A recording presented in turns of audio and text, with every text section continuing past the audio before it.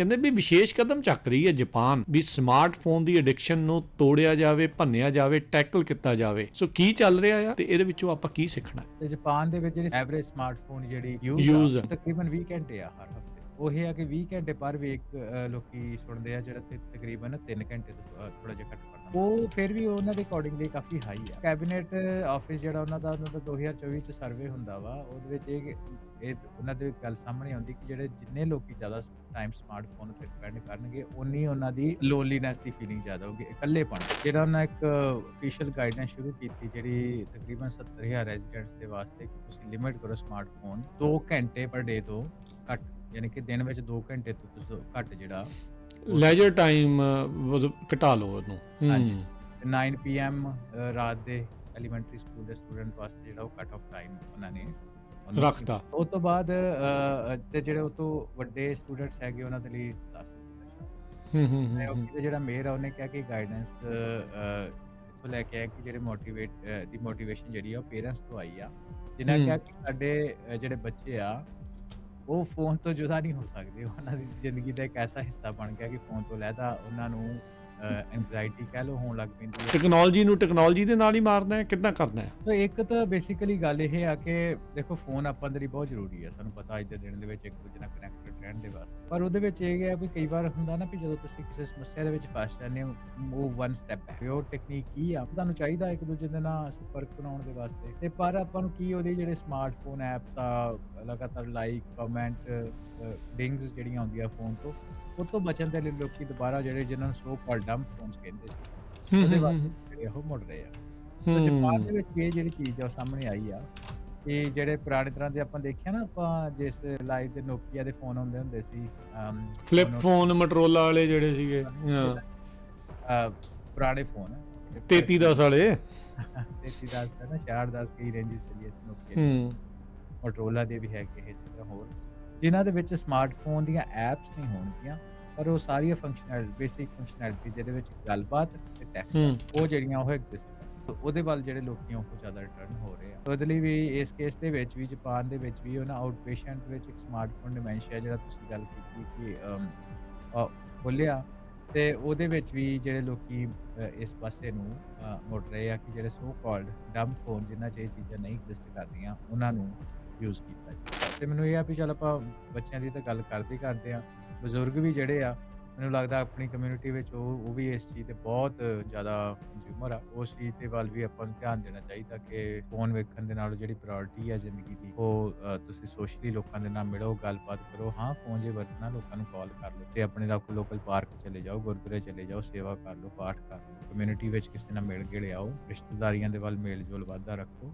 ਉਹ ਚੀਜ਼ਾਂ ਤੁਹਾਡੀ ਲਾਈਫ ਨੂੰ ਐਨਰਿਚ ਕਰਦੀਆਂ, ਐਕਚੁਅਲੀ ਐਨਰਿਚ ਕਰਦੀਆਂ। ਅੱਜ ਆਪਾਂ ਡਿਸਕਸ ਕਰਦੇ ਹਾਂ ਵੀ ਉਹ ਕੀ ਸੀਗਾ, ਉਹ ਫੁੱਲ ਤੇ ਤਲਵਾਰ, ਕਿਹੜੀ ਉਹ ਕਿਤਾਬ ਸੀ, ਕਿਹੜੀ ਉਹ ਅਕੈਡਮਿਕ ਸਟੱਡੀ ਸੀ। ਥੋੜਾ ਦੱਸੋ, ਥੋੜਾ ਅੱਜ ਖੁੱਲ ਕੇ ਦੱਸੋ ਇਸ ਦੇ ਵਿੱਚ ਵੀ ਕਿਵੇਂ ਕਾਬੂ ਆਇਆ ਜਾਪਾਨ, ਕਿਵੇਂ ਜਾਂ ਇਹਨਾਂ ਨੇ ਕਾਬੂ ਕੀਤਾ ਇਸ ਨੂੰ। ਕ੍ਰਿਸੈਂਥੇਮਮ ਐਂਡ ਸਵਾਰਡ ਨਾਂ ਦੀ ਜਿਹੜੀ ਆ ਉਹਦੀ ਬੜੀ ਵਧੀਆ ਹੈਗਾ ਕਿ US ਦੀ ਵਾਰ ਟਾਈਮ ਪ੍ਰੈਕਟਿਸ ਸੀ, ਇਹ ਸਟੱਡੀ ਐਂਡ ਅਡੈਪਟ ਦਾ ਕਨਸੈਪਟ ਸੀ। Chrysanthemum and sword basically deep cultural study ਕੀਤੀ ਗਈ ਸੀ ਜਾਪਾਨ ਦੀ ਡਿਊਰਿੰਗ ਵਰਲਡ ਵਾਰ 2 ਜਦੋਂ ਪਰਲ ਹਾਰਬਰ ਦਾ ਅਟੈਕ ਹੁੰਦਾ।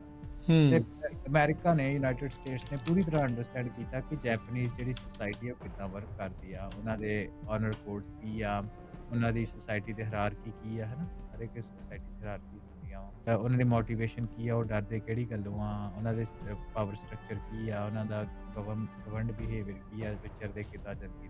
ਜਿਹੜੀ ਐਮਪਾਇਰ ਸੀਗਾ, ਜੈਪਨੀਜ਼ ਐਮਪਰਰ ਹੋਏ, ਇੰਨਾ ਕੁਛ ਆ, ਕਿੰਨਾ ਉਹਨਾਂ ਦਾ ਇੱਟ ਖੜੱਕਾ ਕਿੰਨਿਆਂ ਦੇ ਨਾਲ ਜਿਹੜਾ ਉਹ ਚੱਲਦਾ ਰਿਹਾ, ਤੇ ਅੱਜ ਉਹ ਕਿਹੜੀ ਸਥਿਤੀ 'ਚ, ਪਿੱਛੇ ਕਾਰਨ ਕੀ ਆ। ਆਪਾਂ ਨੂੰ ਇਹ ਆਪਣੇ ਆਪ ਤੇ ਵੀ ਲਾਗੂ ਕਰਨਾ ਚਾਹੀਦਾ। ਆਪਾਂ ਨੂੰ ਆਪਣੀ ਕੌਮ ਦੇ ਉੱਤੇ, ਆਪਣੀ ਕਮਿਊਨਿਟੀ ਦੇ ਉੱਤੇ, ਆਪਣੇ ਭਾਈਚਾਰੇ ਦੇ ਉੱਤੇ ਦੇਖਣਾ ਚਾਹੀਦਾ। ਬਾਹਰਲੇ ਲੋਕ ਆ ਕੇ ਆਪਾਂ ਨੂੰ ਸਟੱਡੀ ਕਰਕੇ ਉਹ ਦੇਖ ਰਹੇ ਆ ਵੀ ਇਹਨਾਂ ਦਾ ਰਾਜ ਕਿੱਦਾਂ ਖੋਈਏ, ਇਹਨਾਂ ਨੂੰ ਰਾਜਵਹੀਨ ਕਿੱਦਾਂ ਰੱਖਿਆ ਜਾਵੇ, ਇਹਨਾਂ ਨੂੰ ਕਿੱਦਾਂ ਆਪਸ ਦੇ ਵਿੱਚ ਗੁੰਝਲਦਾਰ ਤਰੀਕੇ ਦੇ ਨਾਲ ਫਸਾ ਕੇ ਰੱਖਿਆ ਜਾਵੇ। ਬਾਹਰਲੇ ਲੋਕ ਤਾਂ ਸਟੱਡੀ ਕਰ ਰਹੇ, ਆਪਾਂ ਆਪਣੇ ਜਿਹੜੀ ਇਸ ਸਾਈਕੋਲੋਜੀਕਲ ਜਿਹੜੇ ਆਪਰੇਸ਼ਨਸ ਆਪਣੇ ਉੱਤੇ ਹੋਏ, ਆਪਾਂ ਉਹਨੂੰ ਸਟੱਡੀ ਕਰਨ 'ਚ ਨਾਕਾਮਯਾਬ ਰਹਿ ਰਹੇ ਹਾਂ। ਇਸੇ ਕਰਕੇ ਇੰਟੈਲੈਕਟ ਵੀ ਕਿਤੇ ਨਾ ਕਿਤੇ ਪਿੱਛੇ ਰਹਿ ਜਾਂਦੀ ਆ। ਉਹ ਗੱਲ ਜਿਹੜੀ ਉਹ ਸਮਝ ਨਹੀਂ ਪਾਉਂਦੇ ਲੋਕ। ਸੋ ਆਪਾਂ ਨੂੰ ਇਹ ਜਿਹੜੀ ਸਮੱਸਿਆ ਇਸ ਨੂੰ ਸਮਝਣਾ ਪੈਣਾ ਵੀ ਆਪਣੇ ਨਾਲ ਬਹੁਤ ਸਾਰੇ ਸਾਈਕੋਪ ਹੋਏ ਆ, ਤੇ ਆਪਾਂ ਨੂੰ ਹੁਣ ਖੁਦ ਇਸ ਨੂੰ ਸਮਝ ਕੇ, ਆਪਣੀ ਸਮੱਸਿਆ ਨੂੰ ਸਮਝ ਕੇ, ਆਪਣੀ ਕਮਿਊਨਿਟੀ ਨੂੰ ਇਸ ਚੋਂ ਬਾਹਰ ਕੱਢਣਾ ਪੈਣਾ, ਨਹੀਂ ਤੇ ਲੋਕਾਂ ਨੇ ਤੁਹਾਡਾ ਫਾਇਦਾ ਚੱਕਦੇ ਰਹਿਣਾ। ਸਤਿ ਸ੍ਰੀ ਅਕਾਲ। ਪੰਜਾਬੀ ਰੇਡੀਓ USA ਸੁਣ ਰਹੇ ਦੇਖ ਰਹੇ ਸਾਡੇ ਸਾਰੇ ਸਰੋਤਿਆਂ ਤੇ ਦਰਸ਼ਕਾਂ ਨੂੰ ਜੀ ਆਇਆਂ ਨੂੰ ਆਖਦੇ ਹਾਂ ਪ੍ਰੋਗਰਾਮ ਪੰਜਾਬੀ ਟੈਕ ਟਾਕ। ਮੈਂ ਰਾਜਕਨਵੀਰ ਸਿੰਘ, ਜੁੜ ਚੁੱਕੇ ਨੇ ਮੇਰੇ ਨਾਲ ਹਰਵਿੰਦਰ ਸਿੰਘ ਕੰਗ। ਹਰਵਿੰਦਰ, ਜੀ ਆਇਆਂ ਨੂੰ ਸਵਾਗਤ ਹੈ, ਸਤਿ ਸ਼੍ਰੀ ਅਕਾਲ ਜੀ। ਸਤਿ ਸ਼੍ਰੀ ਅਕਾਲ ਰਾਜਕਨਵੀਰ ਸਿੰਘ ਤੇ ਪੰਜਾਬੀ ਰੇਡੀਓ ਯੂਐਸਏ ਸੁਣਨ ਵਾਲੇ ਪੰਜਾਬੀ ਟੀਵੀ ਵੇਖ ਕੇ ਸਾਡੇ ਸਾਰੇ ਮਾਣਯੋਗ ਸਰੋਤੇ ਤੇ ਵਿਊਅਰਸ ਨੂੰ ਫੇਰ ਇੱਕ ਵਾਰੀ ਨਿੱਘਾ ਜੀ ਆਇਆਂ ਕਹਿੰਦੇ ਆ ਪ੍ਰੋਗਰਾਮ ਪੰਜਾਬੀ ਟੈਕ ਟਾਕ ਦੇ ਵਿੱਚ।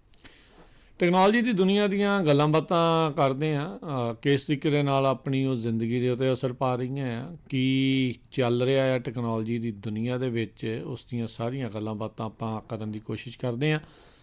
ਬਹੁਤ ਸਾਰੇ ਵੱਖ-ਵੱਖ ਟੌਪਿਕਸ ਨੂੰ ਆਪਾਂ ਇਸ ਪ੍ਰੋਗਰਾਮ ਦੇ ਵਿੱਚ ਗੱਲਬਾਤ ਦਾ ਵਿਸ਼ਾ ਬਣਾਉਂਦੇ ਹਾਂ ਅਤੇ ਉਮੀਦ ਇਹੀ ਹੁੰਦੀ ਆ ਵੀ ਤੁਹਾਡੇ ਨਾਲ ਆਪਾਂ ਵੀ ਮਿਲ ਜੁਲ ਕੇ ਸਾਰੇ ਜਾਣੇ ਇਕੱਠੇ ਇਸ ਚੀਜ਼ ਨੂੰ ਸਿੱਖੀਏ, ਕਿੱਦਾਂ ਅਸਰ ਪੈ ਰਹੇ ਆ, ਕੀ ਅੱਗੇ ਭਵਿੱਖ ਆ।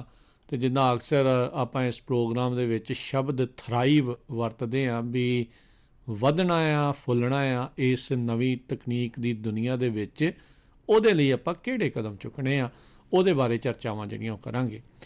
ਅੱਜ ਦੀ ਗੱਲਬਾਤ ਦੇ ਵਿੱਚ ਵੀ ਬੜੀਆਂ ਅਹਿਮ ਗੱਲਾਂ ਹਰਵਿੰਦਰ ਸਿੰਘ ਆਪਾਂ ਕਰਨੀਆਂ ਆ। ਸਮਾਰਟਫੋਨ ਡੀ ਐਡਿਕਸ਼ਨ ਦੇ ਲਈ ਕੀ ਹੋ ਰਿਹਾ, ਜਾਪਾਨ ਦੇ ਕਲਚਰ ਦੀਆਂ ਹੋਰ ਕਿਹੜੀਆਂ ਚੀਜ਼ਾਂ ਆ ਜਿਸ ਤੋਂ ਆਪਾਂ ਨੂੰ ਕੁਝ ਸਿੱਖ ਲੈਣੀ ਚਾਹੀਦੀ ਆ, ਉਹ ਆਪਾਂ ਸਭ ਤੋਂ ਪਹਿਲਾਂ ਗੱਲ ਕਰਦੇ ਹਾਂ।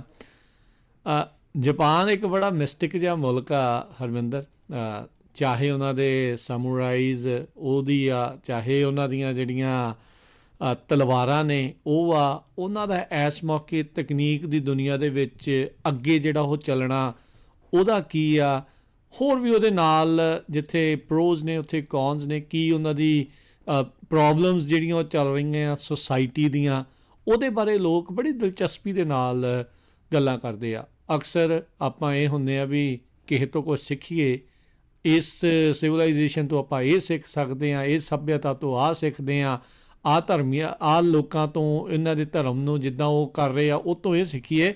ਸੋ ਜਾਪਾਨ ਤੋਂ ਵੀ ਬਹੁਤ ਕੁਝ ਸਿੱਖਣ ਵਾਲਾ ਆ। ਇਸ ਮੌਕੇ ਜਿਹੜੀ ਇਕੱਲੀ ਜਾਪਾਨ ਦੀ ਨਹੀਂ, ਮੈਂ ਕਹੂੰਗਾ ਵੀ ਦੁਨੀਆ ਦੀ ਸਾਰਿਆਂ ਦੀ ਜਿਹੜੀ ਪ੍ਰੋਬਲਮ ਆ ਸੋਸ਼ਲ ਮੀਡੀਆ ਅਤੇ ਸਮਾਰਟਫੋਨ ਦੀ ਜਿਹੜੀ ਅਡਿਕਸ਼ਨ ਆ, ਉਹਨੂੰ ਲੈ ਕੇ ਆਪਾਂ ਗੱਲਬਾਤ ਦੀ ਸ਼ੁਰੂਆਤ ਕਰਦੇ ਹਾਂ। ਕਹਿੰਦੇ ਵੀ ਵਿਸ਼ੇਸ਼ ਕਦਮ ਚੱਕ ਰਹੀ ਹੈ ਜਾਪਾਨ ਵੀ ਸਮਾਰਟਫੋਨ ਦੀ ਐਡਿਕਸ਼ਨ ਨੂੰ ਤੋੜਿਆ ਜਾਵੇ, ਭੰਨਿਆ ਜਾਵੇ, ਟੈਕਲ ਕੀਤਾ ਜਾਵੇ। ਸੋ ਕੀ ਚੱਲ ਰਿਹਾ ਆ ਅਤੇ ਇਹਦੇ ਵਿੱਚੋਂ ਆਪਾਂ ਕੀ ਸਿੱਖਣਾ?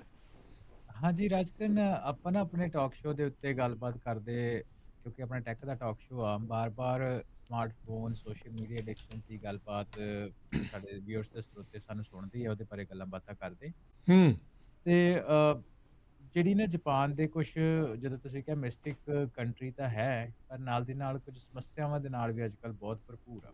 ਇੱਕ ਵੱਡੀ ਸਮੱਸਿਆ south East Asian East Asian ਮੁਲਕਾਂ ਦੀ ਇੱਕ ਸਾਂਝੀ ਸਮੱਸਿਆ ਜਿਹਦੇ ਵਿੱਚ ਸਾਊਥ ਕੋਰੀਆ ਤੇ ਜਾਪਾਨ ਲੀਡ ਕਰ ਰਹੇ ਆ, ਉਹ ਹੈਗਾ ਪਾਪੂਲੇਸ਼ਨ ਕ੍ਰਾਈਸਿਸ। ਉਹਦੇ ਬਾਰੇ ਤੁਸੀਂ ਆਲਮੋਸਟ ਸਾਰਿਆਂ ਨੇ ਸੁਣਿਆ ਹੋਣਾ ਵੀ ਵਿਆਹ ਨਹੀਂ ਹੁੰਦੇ, ਬੁੜੇ ਹੋਈ ਜਾ ਰਹੇ, ਵੀ ਬਜ਼ੁਰਗਾਂ ਦੀ ਪਾਪੂਲੇਸ਼ਨ ਜ਼ਿਆਦਾ, ਬੱਚੇ ਹੈ ਹੀ ਨਹੀਂ।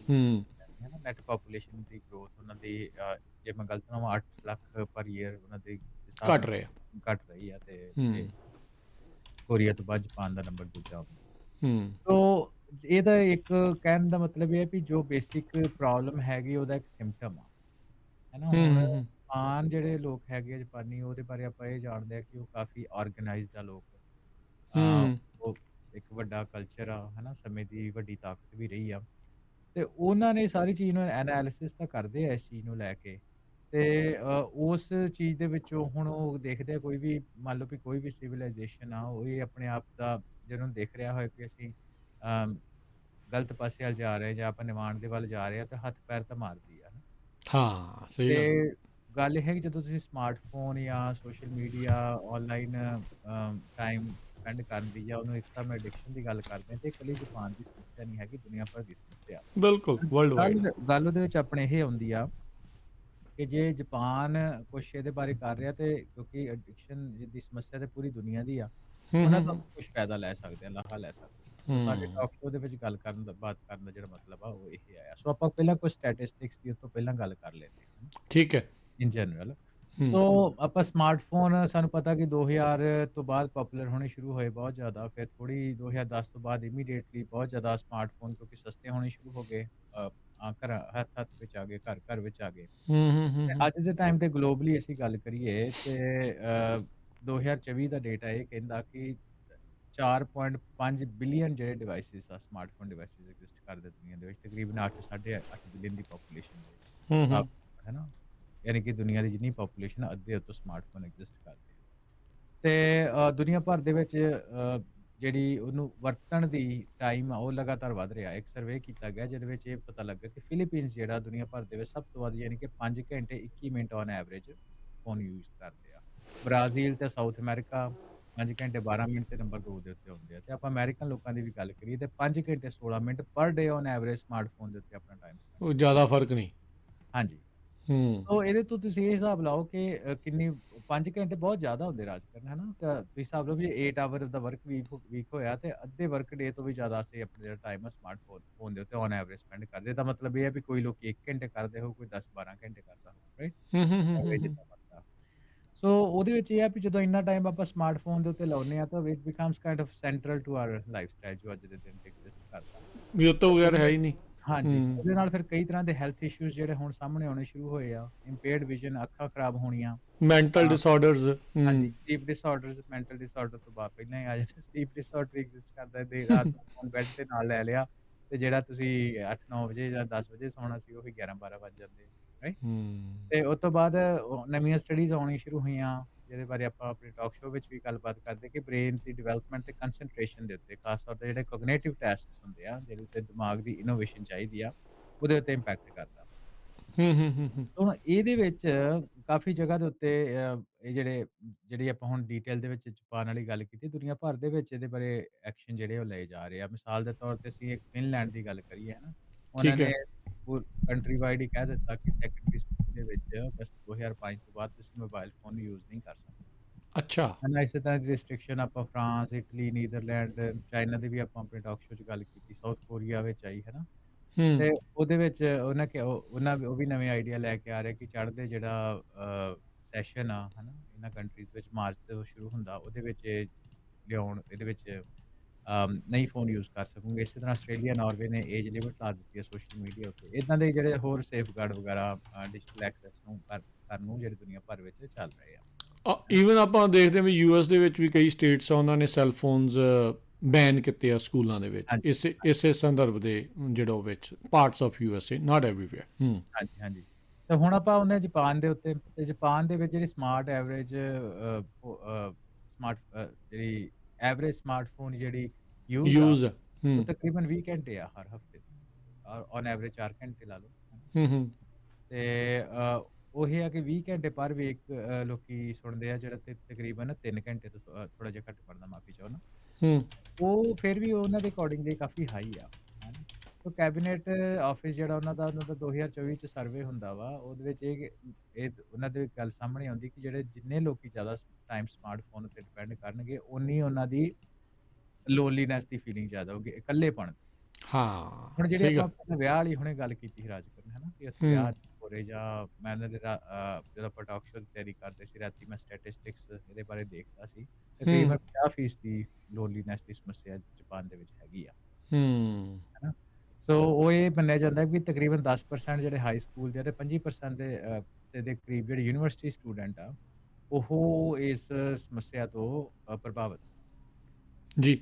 ਸੋ ਉਹਦੇ ਬਾਰੇ ਹੁਣ ਜਿਹੜੇ ਜੈਪਨੀਜ਼ ਮਿਊਨਿਸਪੈਲਿਟੀਜ਼ ਆ ਤੇ ਆਰਗੇਨਾਈਜੇਸ਼ਨ ਆ, ਉਹਨੇ ਕਿਹਾ ਕਿ ਆਪਾਂ ਯਾਰ ਕੁਛ ਨਾ ਕੁਛ ਸਾਂਝੇ ਹੋ ਕੇ ਐਫਰਟ ਮਾਰੀਏ ਤੇ ਆਪਾਂ ਅਵੇਅਰਨੈਸ ਕੈਂਪੇਨ ਜਿਹੜੀ ਹੈ ਸ਼ੁਰੂ ਕਰੀਏ, ਤੇ ਡਿਜੀਟਲ ਕੰਟਰੀ ਵਾਈਡ ਡਿਜੀਟਲ ਡੀਟੌਕਸਿੰਗ ਦਾ ਨਾਮ ਉਹਨਾਂ ਦਿੱਤਾ ਵੀ ਇਹਨੂੰ ਆਪਾਂ ਡਿਜੀਟਲ ਡੀਟੌਕਸਿੰਗ ਸ਼ੁਰੂ ਕਰੀਏ, ਕਰੀਏ ਹੈ ਨਾ? ਹਾਂ। ਤੇ ਉਹ ਤੋਂ ਬਾਅਦ ਹੁਣ 2025 ਆ, ਆਲਮੋਸਟ ਖਤਮ ਹੋ ਰਿਹਾ, ਤੇ ਉਹਦੇ ਵਿੱਚ ਇਸ ਸੰਬੰਧ ਦੇ ਵਿੱਚ ਲੈ ਕੇ ਉਹਨਾਂ ਗਾਈਡਲਾਈਨਸ ਕੀਤੀਆਂ ਸਮਾਰਟਫੋਨਸ ਨੂੰ, ਹੈ ਨਾ, ਲੈ ਕੇ। ਹੂੰ ਹੂੰ ਹੂੰ ਹੂੰ ਤੇ ਉਹ ਜਿਹੜੀਆਂ ਕੁਝ ਹੈਗੀਆਂ ਕਿ ਜਿਹਦੇ ਵਿੱਚ ਤੁਸੀਂ ਸਮਾਰਟਫੋਨ ਜਿਹੜੇ ਆ ਉਹਨੂੰ ਕਿੱਦਾਂ ਦੀ ਯੂਜ਼ ਕਰਨੀ ਹੈ। ਸੋ ਆਪਾਂ ਇਹਦੇ ਬਾਰੇ ਗੱਲ ਵੀ ਕਰਦੇ, ਵਰਲਡ ਇਕਨੋਮਿਕ ਫੋਰਮ ਨੇ ਰਾਜ ਕਰਨੇ ਦੇ ਬਾਰੇ ਇੱਕ ਰਿਪੋਰਟ ਦਿੱਤੀ ਆ, ਰਾਈਟ? ਹੂੰ। ਸੋ ਮੈਨੂੰ ਇਹ ਆ ਵੀ ਤੁਸੀਂ ਉਹ ਵੀ ਆਪਣੇ ਵਿਊਅਰਸ ਤੇ ਸਰੋਤਿਆਂ ਦੇ ਲਈ ਆਪਾਂ ਉਹ ਵੀ ਨਾਲ ਦੀ ਨਾਲ ਸ਼ੇਅਰ ਕਰਦੇ ਹਾਂ। ਠੀਕ ਆ, ਆਪਾਂ ਉਹ ਆਰਟੀਕਲ ਵੀ ਸ਼ੋਅ ਕਰਦੇ ਆ ਵੈਲਬੀਂਗ ਤੇ ਮੈਂਟਲ ਹੈਲਥ ਦੇ ਅੰਦਰ ਜਿਹੜਾ ਵਰਲਡ ਇਕਨੋਮਿਕ ਫੋਰਮ ਨੇ, ਤੇ ਫਿਰ ਇੱਕ ਉਹ ਜਿਹੜੀ ਵੀਡੀਓ ਉਹਨਾਂ ਨੇ ਜਾਰੀ ਕੀਤੀ ਆ ਉਸ ਨੂੰ ਵੀ ਆਪਾਂ ਡਿਸਕਸ ਕਰਦੇ ਹਾਂ। ਪਹਿਲਾਂ ਵੀਡੀਓ ਆਪਾਂ ਹਰਵਿੰਦਰ ਡਿਸਕਸ ਕਰ ਲੈਂਦੇ ਹਾਂ। ਹਾਂਜੀ, ਹਾਂਜੀ। ਸੋ ਵਰਲਡ ਇਕਨੋਮਿਕ ਫੋਰਮ ਨੇ ਨਾ ਇਸ ਸਾਰੀ ਚੀਜ਼ ਨੂੰ ਲੈ ਕੇ ਬੜਾ ਵਧੀਆ, ਵੈਸੇ ਤਾਂ ਇਨ ਜਨਰਲ ਉਹਨਾਂ ਦੀ ਬੜੀ ਵਧੀਆ ਸਟੱਡੀਜ਼ ਹੁੰਦੀ ਹੈ ਹਰ ਇੱਕ ਚੀਜ਼ ਨੂੰ ਲੈ ਕੇ, ਹੂੰ ਹੂੰ ਜੌਬ ਰਿਪੋਰਟ ਦੇ ਵੀ ਆਪਾਂ ਆਪਣੇ ਟਾਕ ਸ਼ੋਅ ਵਿੱਚ ਵੀ ਗੱਲ ਕੀਤੀ ਆ, ਹੂੰ ਕਰਦੇ ਆ, 2 ਵਾਰੀ ਆਪਾਂ ਗੱਲ ਕੀਤੀ ਆ। ਤੇ ਉਹ ਇਹ ਜਿਹੜੀ ਸਮਾਰਟਫੋਨ ਦੇ ਵਿੱਚ ਜਾਪਾਨ ਨੂੰ ਵੀ ਲੈ ਕੇ ਵਰਲਡ ਇਕਨੋਮਿਕ ਫੋਰਮ ਦਾ ਜਿਹੜਾ ਜਿਹੜੀ ਰਿਪੋਰਟ ਆ ਉਹ ਸਾਹਮਣੇ ਆਈ ਆ। ਤੇ ਉਹਦੇ ਵਿੱਚ ਇਹ ਆ ਵੀ ਜਿਹੜੀ ਮਿਊਨਿਸਪੈਲਿਟੀਜ਼ ਹੈਗੀਆਂ ਉਹਨੂੰ ਕਿੱਦਾਂ ਟੈਕਲ ਕਰ ਰਹੀਆਂ, ਉਹਦੇ ਬਾਰੇ ਉਹਨੇ ਇੱਕ ਬਹੁਤ ਸੋਹਣੀ ਵੀਡੀਓ ਲੈ ਕੇ ਆਂਦੀ ਆ। ਉਹ ਵੀ ਆਪਾਂ ਵੀ ਜਿਹੜੇ ਸਾਡੇ ਵਿਊਅਰਸ ਆ ਉਹ ਤਾਂ ਚੱਲ ਵੀਡੀਓ ਨੂੰ ਦੇਖ ਹੀ ਰਹੇ, ਕਿਉਂਕਿ ਸਾਡਾ ਪ੍ਰੋਗਰਾਮ ਜ਼ਿਆਦਾ ਜਿਹੜਾ ਕੰਟੈਂਟ ਹੁੰਦਾ ਰੇਡੀਓ ਵਾਸਤੇ ਹੁੰਦਾ। ਸੋ ਮੇਰੀ ਕੋਸ਼ਿਸ਼ ਇਹ ਹੋਊਗੀ ਕਿ ਨਾਲ-ਨਾਲ ਉਹਨੂੰ ਆਪਾਂ ਹਨਾ ਆਡੀਓ ਫਾਰਮ ਦੇ ਵਿੱਚ ਵੀ ਆਪਣੇ ਜਿਹੜੇ ਵਿਊਅਰਸ ਹਾਂਜੀ ਨਹੀਂ ਆਪਾਂ ਐਕਸਪਲੇਨ ਕਰੀ ਜਾਂਦੇ ਹਾਂ ਨਾਲ ਵੀਡੀਓ ਜਿਹੜੀ ਉਹ ਸ਼ੋਅ ਕਰਦੇ ਵੀ ਜਾਪਾਨ ਕਿਹੜੇ ਐਕਸ਼ਨ ਇਸ ਮੌਕੇ ਲੈ ਰਿਹਾ ਹੈ ਹਰਵਿੰਦਰ ਤਾਂ ਜੋ ਜੀ ਹੂੰ ਸੋ ਜਿਹੜਾ ਉਹਨਾਂ ਇੱਕ ਅਫੀਸ਼ੀਅਲ ਗਾਈਡਲਾਈਨ ਸ਼ੁਰੂ ਕੀਤੀ ਜਿਹੜੀ ਤਕਰੀਬਨ 70,000 ਰੈਜ਼ੀਡੈਂਟਸ ਦੇ ਵਾਸਤੇ ਕਿ ਤੁਸੀਂ ਲਿਮਿਟ ਕਰੋ ਸਮਾਰਟਫੋਨ ਹੂੰ 2 ਘੰਟੇ ਪਰ ਡੇ ਤੋਂ ਘੱਟ, ਯਾਨੀ ਕਿ ਦਿਨ ਵਿੱਚ 2 ਘੰਟੇ ਤੋਂ ਤੁਸੀਂ ਘੱਟ ਜਿਹੜਾ ਲੈਜਰ ਟਾਈਮ ਘਟਾ ਲਓ ਉਹਨੂੰ ਹਾਂਜੀ 9 PM ਰਾਤ ਦੇ ਐਲੀਮੈਂਟਰੀ ਸਕੂਲ ਦੇ ਸਟੂਡੈਂਟ ਵਾਸਤੇ ਜਿਹੜਾ ਉਹ ਕੱਟ ਆਫ ਟਾਈਮ ਉਹਨਾਂ ਨੇ ਰੱਖ ਦਿੱਤਾ। ਹੂੰ ਉਸ ਤੋਂ ਬਾਅਦ ਤੇ ਜਿਹੜੇ ਉਹ ਤੋਂ ਵੱਡੇ ਸਟੂਡੈਂਟਸ ਹੈਗੇ ਉਹਨਾਂ ਦੇ ਲਈ 10 ਵਜੇ ਦਾ ਸ਼ਾਮ ਹੂੰ ਤੇ ਜਿਹੜਾ ਮੇਅਰ ਆ ਉਹਨੇ ਕਿਹਾ ਕਿ ਗਾਈਡੈਂਸ ਇੱਥੋਂ ਲੈ ਕੇ ਆਇਆ ਕਿ ਜਿਹੜੇ ਦੀ ਮੋਟੀਵੇਸ਼ਨ ਜਿਹੜੀ ਆ ਉਹ ਪੇਰੈਂਟਸ ਤੋਂ ਆਈ ਆ, ਜਿਨ੍ਹਾਂ ਕਿਹਾ ਕਿ ਸਾਡੇ ਜਿਹੜੇ ਬੱਚੇ ਆ ਉਹ ਫੋਨ ਤੋਂ ਜੁਦਾ ਨਹੀਂ ਹੋ ਸਕਦੇ, ਉਹਨਾਂ ਦੀ ਜ਼ਿੰਦਗੀ ਦਾ ਇੱਕ ਐਸਾ ਹਿੱਸਾ ਬਣ ਗਿਆ ਕਿ ਫੋਨ ਤੋਂ ਲੈਦਾ ਉਹਨਾਂ ਨੂੰ ਐਂਗਜ਼ਾਇਟੀ ਕਹਿ ਲਓ ਹੋਣ ਲੱਗ ਪੈਂਦੀ ਆ ਜਾਂ ਇਦਾਂ ਦੀ ਸਮੱਸਿਆਵਾਂ ਆਉਣ ਲੱਗ ਫੋਮੋ ਜਿਹੜਾ ਇੱਕ ਬੜਾ ਵਰਡ ਚੱਲਿਆ ਫੀਅਰ ਆਫ ਮਿਸਿੰਗ ਆਊਟ ਹਾਂਜੀ ਪਤਾ ਨਹੀਂ ਮਿਸ ਆਊਟ ਕਰ ਦੇਣਾ ਅਸੀਂ ਹਾਂਜੀ।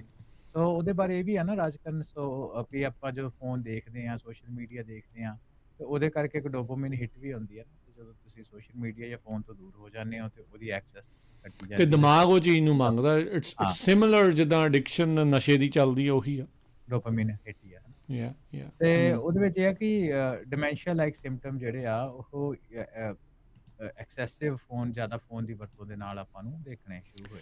ਜਾਪਾਨ ਪਹਿਲਾ ਮੁਲਕ ਬਣਿਆ ਜਿਹਨੇ ਸਮਾਰਟਫੋਨ ਡਿਮੈਂਸ਼ੀਆ ਕਲੀਨਿਕ ਖੋਲ੍ਹਿਆ ਜੂਨ ਦੇ ਵਿੱਚ ਇਸ ਸਾਲ।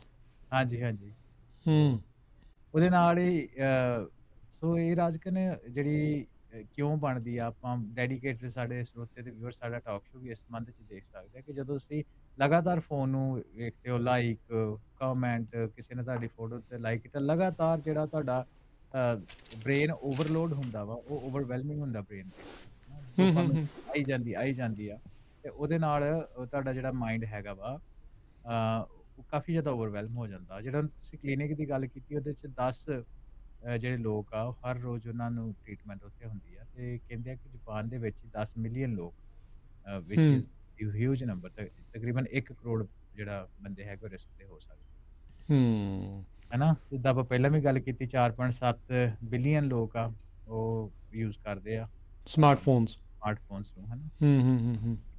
ਤੇ ਇਹ ਆਉਣ ਵਾਲੇ ਟਾਈਮ ਦੇ ਵਿੱਚ ਇਨਕਰੀਜ਼ ਹੋਗੀ। ਜਾਪਾਨ ਦੇ ਵਿੱਚ ਇੱਕ ਸਰਵੇ ਦੇ ਨਾਲ ਇਹ ਦੇਖਿਆ ਗਿਆ ਕਿ ਤਕਰੀਬਨ 6 ਜਾਣੇ 10 ਦੇ ਵਿੱਚੋਂ ਯਾਨੀ ਕਿ 60% ਲੋਕ ਜਿਹੜੇ ਉਹ ਐਡਿਕਸ਼ਨ ਦਾ ਸ਼ਿਕਾਰ ਆ ਤੇ ਜਿਹੜੀ ਇਹ ਪ੍ਰੋਬਲਮ ਆ ਯੰਗਰ ਜਨਰੇਸ਼ਨ ਦੇ ਵੱਲ ਜ਼ਿਆਦਾ, ਕਿਉਂਕਿ ਆਫ ਕੋਰਸ ਉਹ ਜ਼ਿਆਦਾ ਫੋਨ ਨੂੰ ਯੂਜ਼ ਕਰਦੇ ਆ। ਹਾਈ ਸਕੂਲ ਜਿਹੜੇ ਜਾਪਾਨ ਦੇ ਉਹ ਤਕਰੀਬਨ 6 ਘੰਟੇ ਫੋਨ ਦੇ ਉੱਤੇ ਆਨਲਾਈਨ ਰਹਿੰਦੇ ਆ ਤੇ ਐਕਸੈਸਿਵ ਸਮਾਰਟਫੋਨ ਯੂਜ਼ ਹੋਣ ਦੇ ਨਾਲ ਉਹਨਾਂ ਦੇ ਮੈਂਟਲ ਤੇ ਫਿਜ਼ੀਕਲ ਹੈਲਥ ਦੇ ਉੱਤੇ ਪੈ ਰਿਹਾ।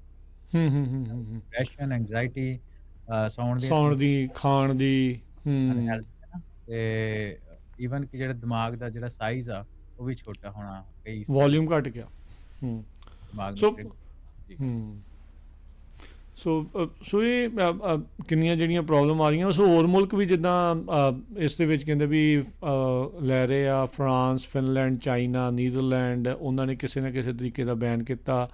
ਸਾਊਥ ਕੋਰੀਆ ਕਹਿੰਦੇ ਵੀ ਅਗਲੇ ਸਾਲ 2026 'ਚ ਕਰਨਗੇ। ਡਿਜੀਟਲ ਟੈਕਨੋਲੋਜੀ ਦਾ ਜੋ ਸੋਸਾਇਟੀ ਦੇ ਉੱਤੇ ਅਸਰ ਵਧਿਆ ਹੋਇਆ ਆ ਇਹਨੂੰ ਲੈ ਕੇ ਜਿਹੜੀ ਆਪਾਂ ਇਸ ਦੇ ਵਿੱਚ ਜਿਹੜਾ ਉਹ ਚੀਜ਼ ਜਿਹੜੀ ਉਹ ਆਪਣੇ ਸਾਹਮਣੇ ਆ।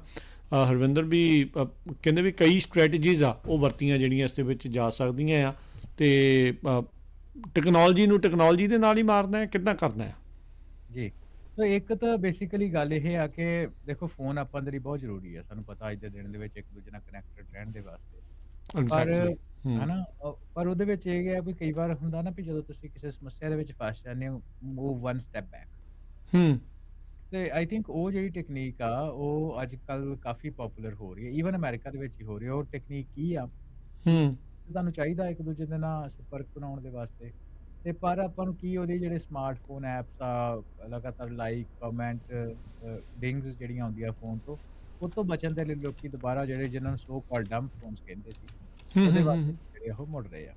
ਸੋ ਜਾਪਾਨ ਹੂੰ ਦੇ ਵਿੱਚ ਵੀ ਇਹ ਜਿਹੜੀ ਚੀਜ਼ ਆ ਉਹ ਸਾਹਮਣੇ ਆਈ ਆ, ਕਿ ਜਿਹੜੇ ਪੁਰਾਣੇ ਤਰ੍ਹਾਂ ਦੇ ਆਪਾਂ ਦੇਖਿਆ ਨਾ, ਆਪਾਂ ਜਿਸ ਲਾਈਕ ਦੇ ਨੋਕੀਆ ਦੇ ਫ਼ੋਨ ਹੁੰਦੇ ਹੁੰਦੇ ਸੀ, ਫਲਿੱਪ ਉਹਨੂੰ ਫੋਨ ਮਟਰੋਲਾ ਵਾਲੇ ਜਿਹੜੇ ਸੀਗੇ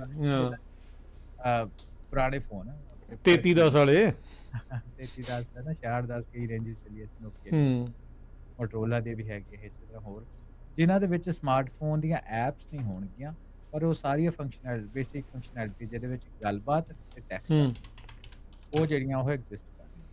ਹੂੰ ਠੀਕ ਹੈ, ਸੋ ਉਹਦੇ ਬਾਰੇ ਜਿਹੜੀ ਉਹਦੇ ਵੱਲ ਜਿਹੜੇ ਲੋਕੀ ਉਹ ਜ਼ਿਆਦਾ ਰਿਟਰਨ ਹੋ ਰਹੇ ਆ। ਸੋ ਇਹਦੇ ਲਈ ਵੀ ਇਸ ਕੇਸ ਦੇ ਵਿੱਚ ਵੀ ਜਾਪਾਨ ਦੇ ਵਿੱਚ ਵੀ ਉਹਨਾਂ ਆਊਟ ਪੇਸ਼ੈਂਟ ਵਿੱਚ ਇੱਕ ਸਮਾਰਟਫੋਨ ਡਿਮੈਂਸ਼ੀਆ ਜਿਹੜਾ ਤੁਸੀਂ ਗੱਲ ਕੀਤੀ ਕਿ ਖੋਲ੍ਹਿਆ, ਤੇ ਉਹਦੇ ਵਿੱਚ ਵੀ ਜਿਹੜੇ ਲੋਕੀ ਇਸ ਪਾਸੇ ਨੂੰ ਮੁੜ ਰਹੇ ਆ ਕਿ ਜਿਹੜੇ ਸੋ ਕਾਲਡ ਡੰਬ ਫੋਨ ਜਿਨ੍ਹਾਂ 'ਚ ਇਹ ਚੀਜ਼ਾਂ ਨਹੀਂ ਐਗਜ਼ਿਸਟ ਕਰਦੀਆਂ ਉਹਨਾਂ ਨੂੰ ਯੂਜ਼ ਕੀਤਾ ਜਾਏ, ਤਾਂ ਕਿ ਕਾਰਨ ਰਾਜਕਰਨ ਫਿਰ ਉਹੀ ਹੈ ਕਿ ਜਿਹੜੀਆਂ ਸਮੱਸਿਆਵਾਂ ਯੂ ਕੈਨ ਸੀ, ਮੈਂ ਦਿਖਾ ਰਿਹਾ ਵੀ ਇੱਕ ਵੀ ਕਿਸ ਤਰੀਕੇ ਦੇ ਨਾਲ ਲੋਕ ਇਸ ਟਾਈਮ ਨਿਊਜ਼ ਆਰਟੀਕਲਸ ਜਿਉਂ ਛਪ ਰਹੇ ਆ ਵੀ life in colour again, phone ਡੰਮ ਕਰ ਲਓ, ਜ਼ਿੰਦਗੀ ਰੰਗਦਾਰ ਤਰੀਕੇ ਦੇ ਨਾਲ ਜਿਹੜੀ ਉਹ ਗੁਜ਼ਾਰਨੀ ਆ ਵੀ ਸਮਾਰਟਫੋਨ ਨੂੰ ਫਲਿੱਪ ਫੋਨ ਦੇ ਵਿੱਚ ਬਦਲ ਕੇ। ਸੋ ਕਈ ਜਣੇ ਕਰ ਰਹੇ ਇਸ ਤਰੀਕੇ ਦੇ ਨਾਲ। ਹਾਂਜੀ, ਯੂਐਸ ਵਿੱਚ ਵੀ ਖਾਸ ਤੌਰ ਤੇ ਜੈਨ ਜ਼ੀ ਵਿੱਚ ਇਹ ਕਾਫੀ ਪਪੂਲਰ ਹੋ ਗਿਆ, ਕਿਉਂਕਿ ਜੇ ਇੱਕ ਪੂਰੀ ਇੰਡਸਟਰੀ ਜਿਹੜੀ ਆ ਉਹ ਤੁਹਾਡੀ ਫੋਕਸ ਤੇ ਅਟੈਂਸ਼ਨ ਦੇ ਉੱਤੇ ਇਸ ਟਾਈਮ ਬਣੀ। ਇਹ ਕੋਈ ਛੋਟੀ ਇੰਡਸਟਰੀ ਨਹੀਂ ਆ, hundreds of billions of dollar the, even ਜੇ ਮੈਂ ਗਲਤ ਨਾ ਹੋਵਾਂ ਤੇ ਟ੍ਰਿਲੀਅਨ ਨੂੰ ਵੀ ਟੱਪੀ ਹੋਏਗੀ। ਆਫ ਕੋਰਸ ਉਹਨਾਂ ਦੀ ਜਿਹੜੀ ਕੰਪਨੀਜ਼ ਆ ਉਹਨਾਂ ਦੀ ਵੈਲੂਏਸ਼ਨ ਕਿੰਨੇ ਬਿਲੀਅਨਸ ਵਿੱਚ ਆ। ਸੋ ਇਹ ਪੂਰੇ ਲੋਕਾਂ ਦੇ ਜਿਹੜੇ ਤੁਹਾਡੀ ਜਿਹੜੀ ਆਈ ਬਾਲਸ ਆ, ਤੁਹਾਡੀ ਅੱਖਾਂ ਵਾ, ਉਹਨੂੰ ਕਿੱਦਾਂ ਵੱਧ ਤੋਂ ਵੱਧ ਸਮਾਰਟਫੋਨ ਦੇ ਉੱਤੇ ਰਹਿ ਕੇ ਉਹਦਾ ਕੰਟੈਂਟ ਉੱਦਾਂ ਦਾ ਕ੍ਰੀਏਟ ਕਰਨਾ ਹੈ ਨਾ, ਜਿਹਦੇ ਵਿੱਚ ਆਪਾਂ ਕਈ ਤਰ੍ਹਾਂ ਦੀ ਜਿਹੜੀ ਆਈਡੀਆ ਲੈ ਕੇ ਆਉਂਦੇ ਵੀ ਬੜੀ ਚੱਕਵੀਂ ਜੀ ਕੋਈ ਹੈਡਲਾਈਨ ਦੇ ਦਿਓ ਕਿਸੇ ਨਿਊਜ਼ ਦੀ, ਹੈ ਨਾ, ਜਿਹਨੂੰ ਕਲਿੱਕ ਬੇਟ ਕਹਿੰਦੇ ਆਪਾਂ, ਜਾਂ ਕੋਈ ਨਿਊਜ਼ ਲੈਟਰ ਕੋਈ ਇੱਦਾਂ ਦੀ ਹੋਈ, ਜਾਂ ਕੋਈ ਵੀਡੀਓ ਕੋਈ ਇੱਦਾਂ ਦੀ ਹੋਈ ਵੀ ਜਿਹਦੇ ਵਿੱਚ ਵੱਡੀ ਸਾਰੀ ਗੱਲ ਕਹਿ ਦਿੰਦੇ ਆ, ਜਾਂ ਅੱਜ ਕੱਲ੍ਹ ਤੇ ਕਈ ਵਾਰ ਇੱਦਾਂ ਦੇ ਕੈਪਸ਼ਨ ਵੀ ਹੁੰਦੇ ਵੀਡੀਓਜ਼ ਦੇ, ਕਰ ਦਿੱਤੀ ਹੈ ਨਾ, ਹੋ ਗਈ ਵੱਡੀ ਗੱਲ ਦੇਖੋ। ਸੋ ਉਹ ਸਾਰੀਆਂ ਚੀਜ਼ਾਂ ਤੁਹਾਡਾ ਧਿਆਨ ਫੋਕਸ, ਜਿੰਨਾ ਤੁਸੀਂ ਧਿਆਨ ਫੋਕਸ ਉਸ ਵੈਬਸਾਈਟ ਉੱਤੇ, ਉਸ ਵੀਡੀਓ ਉੱਤੇ, ਉਸ ਨਿਊਜ਼ ਆਰਟੀਕਲ ਉੱਤੇ, ਜਾਂ ਉਹ ਕੋਈ ਕਿਸੇ ਤਰ੍ਹਾਂ ਦੇ ਵੀ ਕੰਟੈਂਟ ਦੇ ਉੱਤੇ ਤੁਸੀਂ ਲਾਓਗੇ, ਉਨੇ ਜ਼ਿਆਦਾ ਜਿਹੜਾ ਰੈਵਨਿਊ ਆ ਉਹ ਐਂਡ ਯੂਜ਼ਰ ਨੂੰ ਹੋਊਗਾ। ਸੋ ਇੱਕ ਪ੍ਰੋਪਰ ਤੁਹਾਡੀ ਫੋਕਸ ਰੱਖਣ ਦੇ ਵਾਸਤੇ ਜਦੋਂ ਮੈਂ ਦੇਖਿਆ ਨਾ, ਮੈਂ ਨਾ ਕਈ ਰਾਜਕਰਨ ਜਦੋਂ ਇਹਦੇ ਬਾਰੇ ਆਪਾਂ ਗੱਲ ਕਰਦੇ ਸੀ ਪਿਛਲੇ ਟਾਕ ਸ਼ੋ ਵਿੱਚ, ਮੈਂ ਕਈ ਪਿਚਸ ਦੇਖਦਾ ਸੀ, ਜਿਹੜੀਆਂ ਪਿਚਸ ਪੁਰਾਣੇ ਟਾਈਮ ਦੇ ਉੱਤੇ ਸੋਸ਼ਲ ਮੀਡੀਆ ਦੇ ਜਿਹੜੇ ਫਾਊਂਡਰ ਆ ਉਹਨਾਂ VCs ਨੂੰ ਦਿੱਤੀਆਂ ਸੀ, ਵੈਂਚਰ ਕੈਪੀਟਲਿਸਟ ਨੂੰ। ਉਹਦੇ ਵਿੱਚ ਇਹ ਚੀਜ਼ ਬੜੀ ਖੁੱਲ੍ਹ ਕੇ ਸਾਹਮਣੇ ਆਉਂਦੀ ਸੀ ਕਿ ਇਹ ਇਟਸ ਆਲ ਅਬਾਊਟ ਕਿ ਇਹ ਤੋਂ ਜਿਹੜੇ ਲੋਕੀ ਆ ਬਹੁਤ ਜ਼ਿਆਦਾ ਟਾਈਮ ਜਿਹੜੇ ਤੇ ਸਪੈਂਡ ਕਰਨਗੇ। ਹੁਣ ਕਿਉਂਕਿ ਲੋਕੀ ਉਹ ਟਾਈਮ ਸਪੈਂਡ ਕਰਨਗੇ, ਗੱਲ ਹੈਗੀ ਤਕਰੀਬਨ 1.5 ਦਹਾਕੇ ਜਾਂ 2 ਦਹਾਕੇ ਪੁਰਾਣੀ, ਬਹੁਤ ਜ਼ਿਆਦਾ ਲੋਕੀ ਟਾਈਮ ਇੱਥੇ ਸਪੈਂਡ ਕਰਨਗੇ, ਜਿਹਦੇ ਕਰਕੇ ਹੋਰ ਓਪਰਚੁਨਿਟੀ ਐਗਜ਼ਿਸਟ ਕਰਨਗੀਆਂ। ਓਪਰਚੁਨਿਟੀ ਕਿਹੜੀਆਂ, ਲੋਕੀ ਇੱਥੋਂ ਸ਼ਾਪਿੰਗ ਕਰ ਸਕਦੇ ਆ, ਇਹਦੇ ਤੇ ਆਪਣਾ ਸਮਾਨ ਕੋਈ ਹੋਰ ਵੇਚ ਸਕਦੇ ਹੋ, ਜਾਂ ਉੱਦਾਂ ਦੀ ਸਾਰੀ ਚੀਜ਼ਾਂ, ਤੇ ਅੱਜ 20 ਸਾਲ ਬਾਅਦ ਆਪਾਂ ਉਹ ਚੀਜ਼ ਸਾਹਮਣੇ ਦੇਖੀ। ਅੱਛਾ, ਮੈਂ ਨਾ ਇੱਕ ਕਨਸੈਪਟ ਰੀਸੈਂਟਲੀ ਇਸ ਦੇ ਬਾਰੇ ਪੜ੍ਹਿਆ ਸੀ, ਯੂਬੀਕੁਇਟਸ ਅਸਿਮੀਲੇਸ਼ਨ। ਉਹਦਾ ਮਤਲਬ ਆ ਵੀ ਕਨਸਟੈਂਟ ਅਬਜ਼ੌਰਪਸ਼ਨ। ਹਾਂਜੀ, ਹਰ time continuous absorption of information, influences and experiences from the environment at all times in all places. ਆਪਾਂ ਐਜ਼ ਏ ਸੋਸਾਇਟੀ ਇਸ ਦਾ ਸ਼ਿਕਾਰ ਹੋਏ ਹਾਂ, ਐਜ਼ ਇੰਡੀਵਿਜੂਅਲ ਆਪਾਂ ਇਸ ਦਾ ਸ਼ਿਕਾਰ ਹੋਏ ਹਾਂ। ਜਿਹੜਾ ਫੋਮੋ ਆਇਆ ਆ, ਯੂ ਓਨਲੀ ਲਿਵ ਵਾਂਸ, ਕਿਤੇ ਕੁਛ ਮਿਸ ਨਾ ਹੋ ਜਾਵੇ ਜਾਂ ਉਹ ਹੋ ਜਾਵੇ, ਇਹ ਯੂਬੀਕੁਇਟਸ ਅਸਿਮੀਲੇਸ਼ਨ ਦਾ ਜਿਹੜਾ ਇੱਕ ਕਾਰਨ ਆ।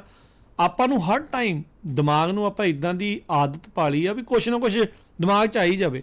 ਜਦੋਂ ਆਪਾਂ ਵਿਹਲੇ ਵੀ ਹੁੰਦੇ ਹਾਂ, ਹੁਣ ਤੁਸੀਂ ਦੇਖੋ, ਤੁਸੀਂ ਵੀ ਹੋਵੋਗੇ, ਮੈਂ ਵੀ ਹੋਊਂਗਾ, ਹੋਰ ਵੀ ਬਹੁਤ ਸਾਰੇ ਲੋਕ ਜਿਹੜੇ ਆਪਣੇ ਸੁਣਨ ਵਾਲੇ, ਦੇਖਣ ਵਾਲੇ, ਜਦੋਂ ਕੁਛ ਵੀ ਨਾ ਕਰਨ ਨੂੰ ਹੋਵੇ, ਆਪਾਂ YouTube 'ਤੇ ਜਾਂ ਕੋਈ ਸੋਸ਼ਲ ਮੀਡੀਆ ਦੇ ਉੱਤੇ ਚਲੇ ਜਾਂਦੇ ਹਾਂ ਦੇਖਣ ਨੂੰ ਵੀ ਕੀ ਹੋਰ ਚੱਲ ਰਿਹਾ, ਜਿਹਦਾ ਆਪਣੀ ਜ਼ਿੰਦਗੀ ਦੇ ਨਾਲ ਕੋਈ ਵਾਹ ਵਾਸਤਾ ਨਹੀਂ। ਕੋਈ ਮਕੈਨਿਕ ਗੱਡੀ ਠੀਕ ਕਰੀ ਜਾਂਦਾ ਆ, ਉਹ ਕਿਸੇ ਹੋਰ ਮੁਲਕ ਦੇ ਵਿੱਚ ਉੱਥੇ ਕਿੱਦਾਂ ਕੋਈ ਚੀਜ਼ ਚਲਾਈ ਜਾ ਰਹੀ ਹੈ ਜਾਂ ਕਿਵੇਂ ਹੋ ਰਿਹਾ, ਆਪਾਂ ਉਹ ਵੇਖਣ ਲੱਗ ਜਾਂਦੇ ਹਾਂ।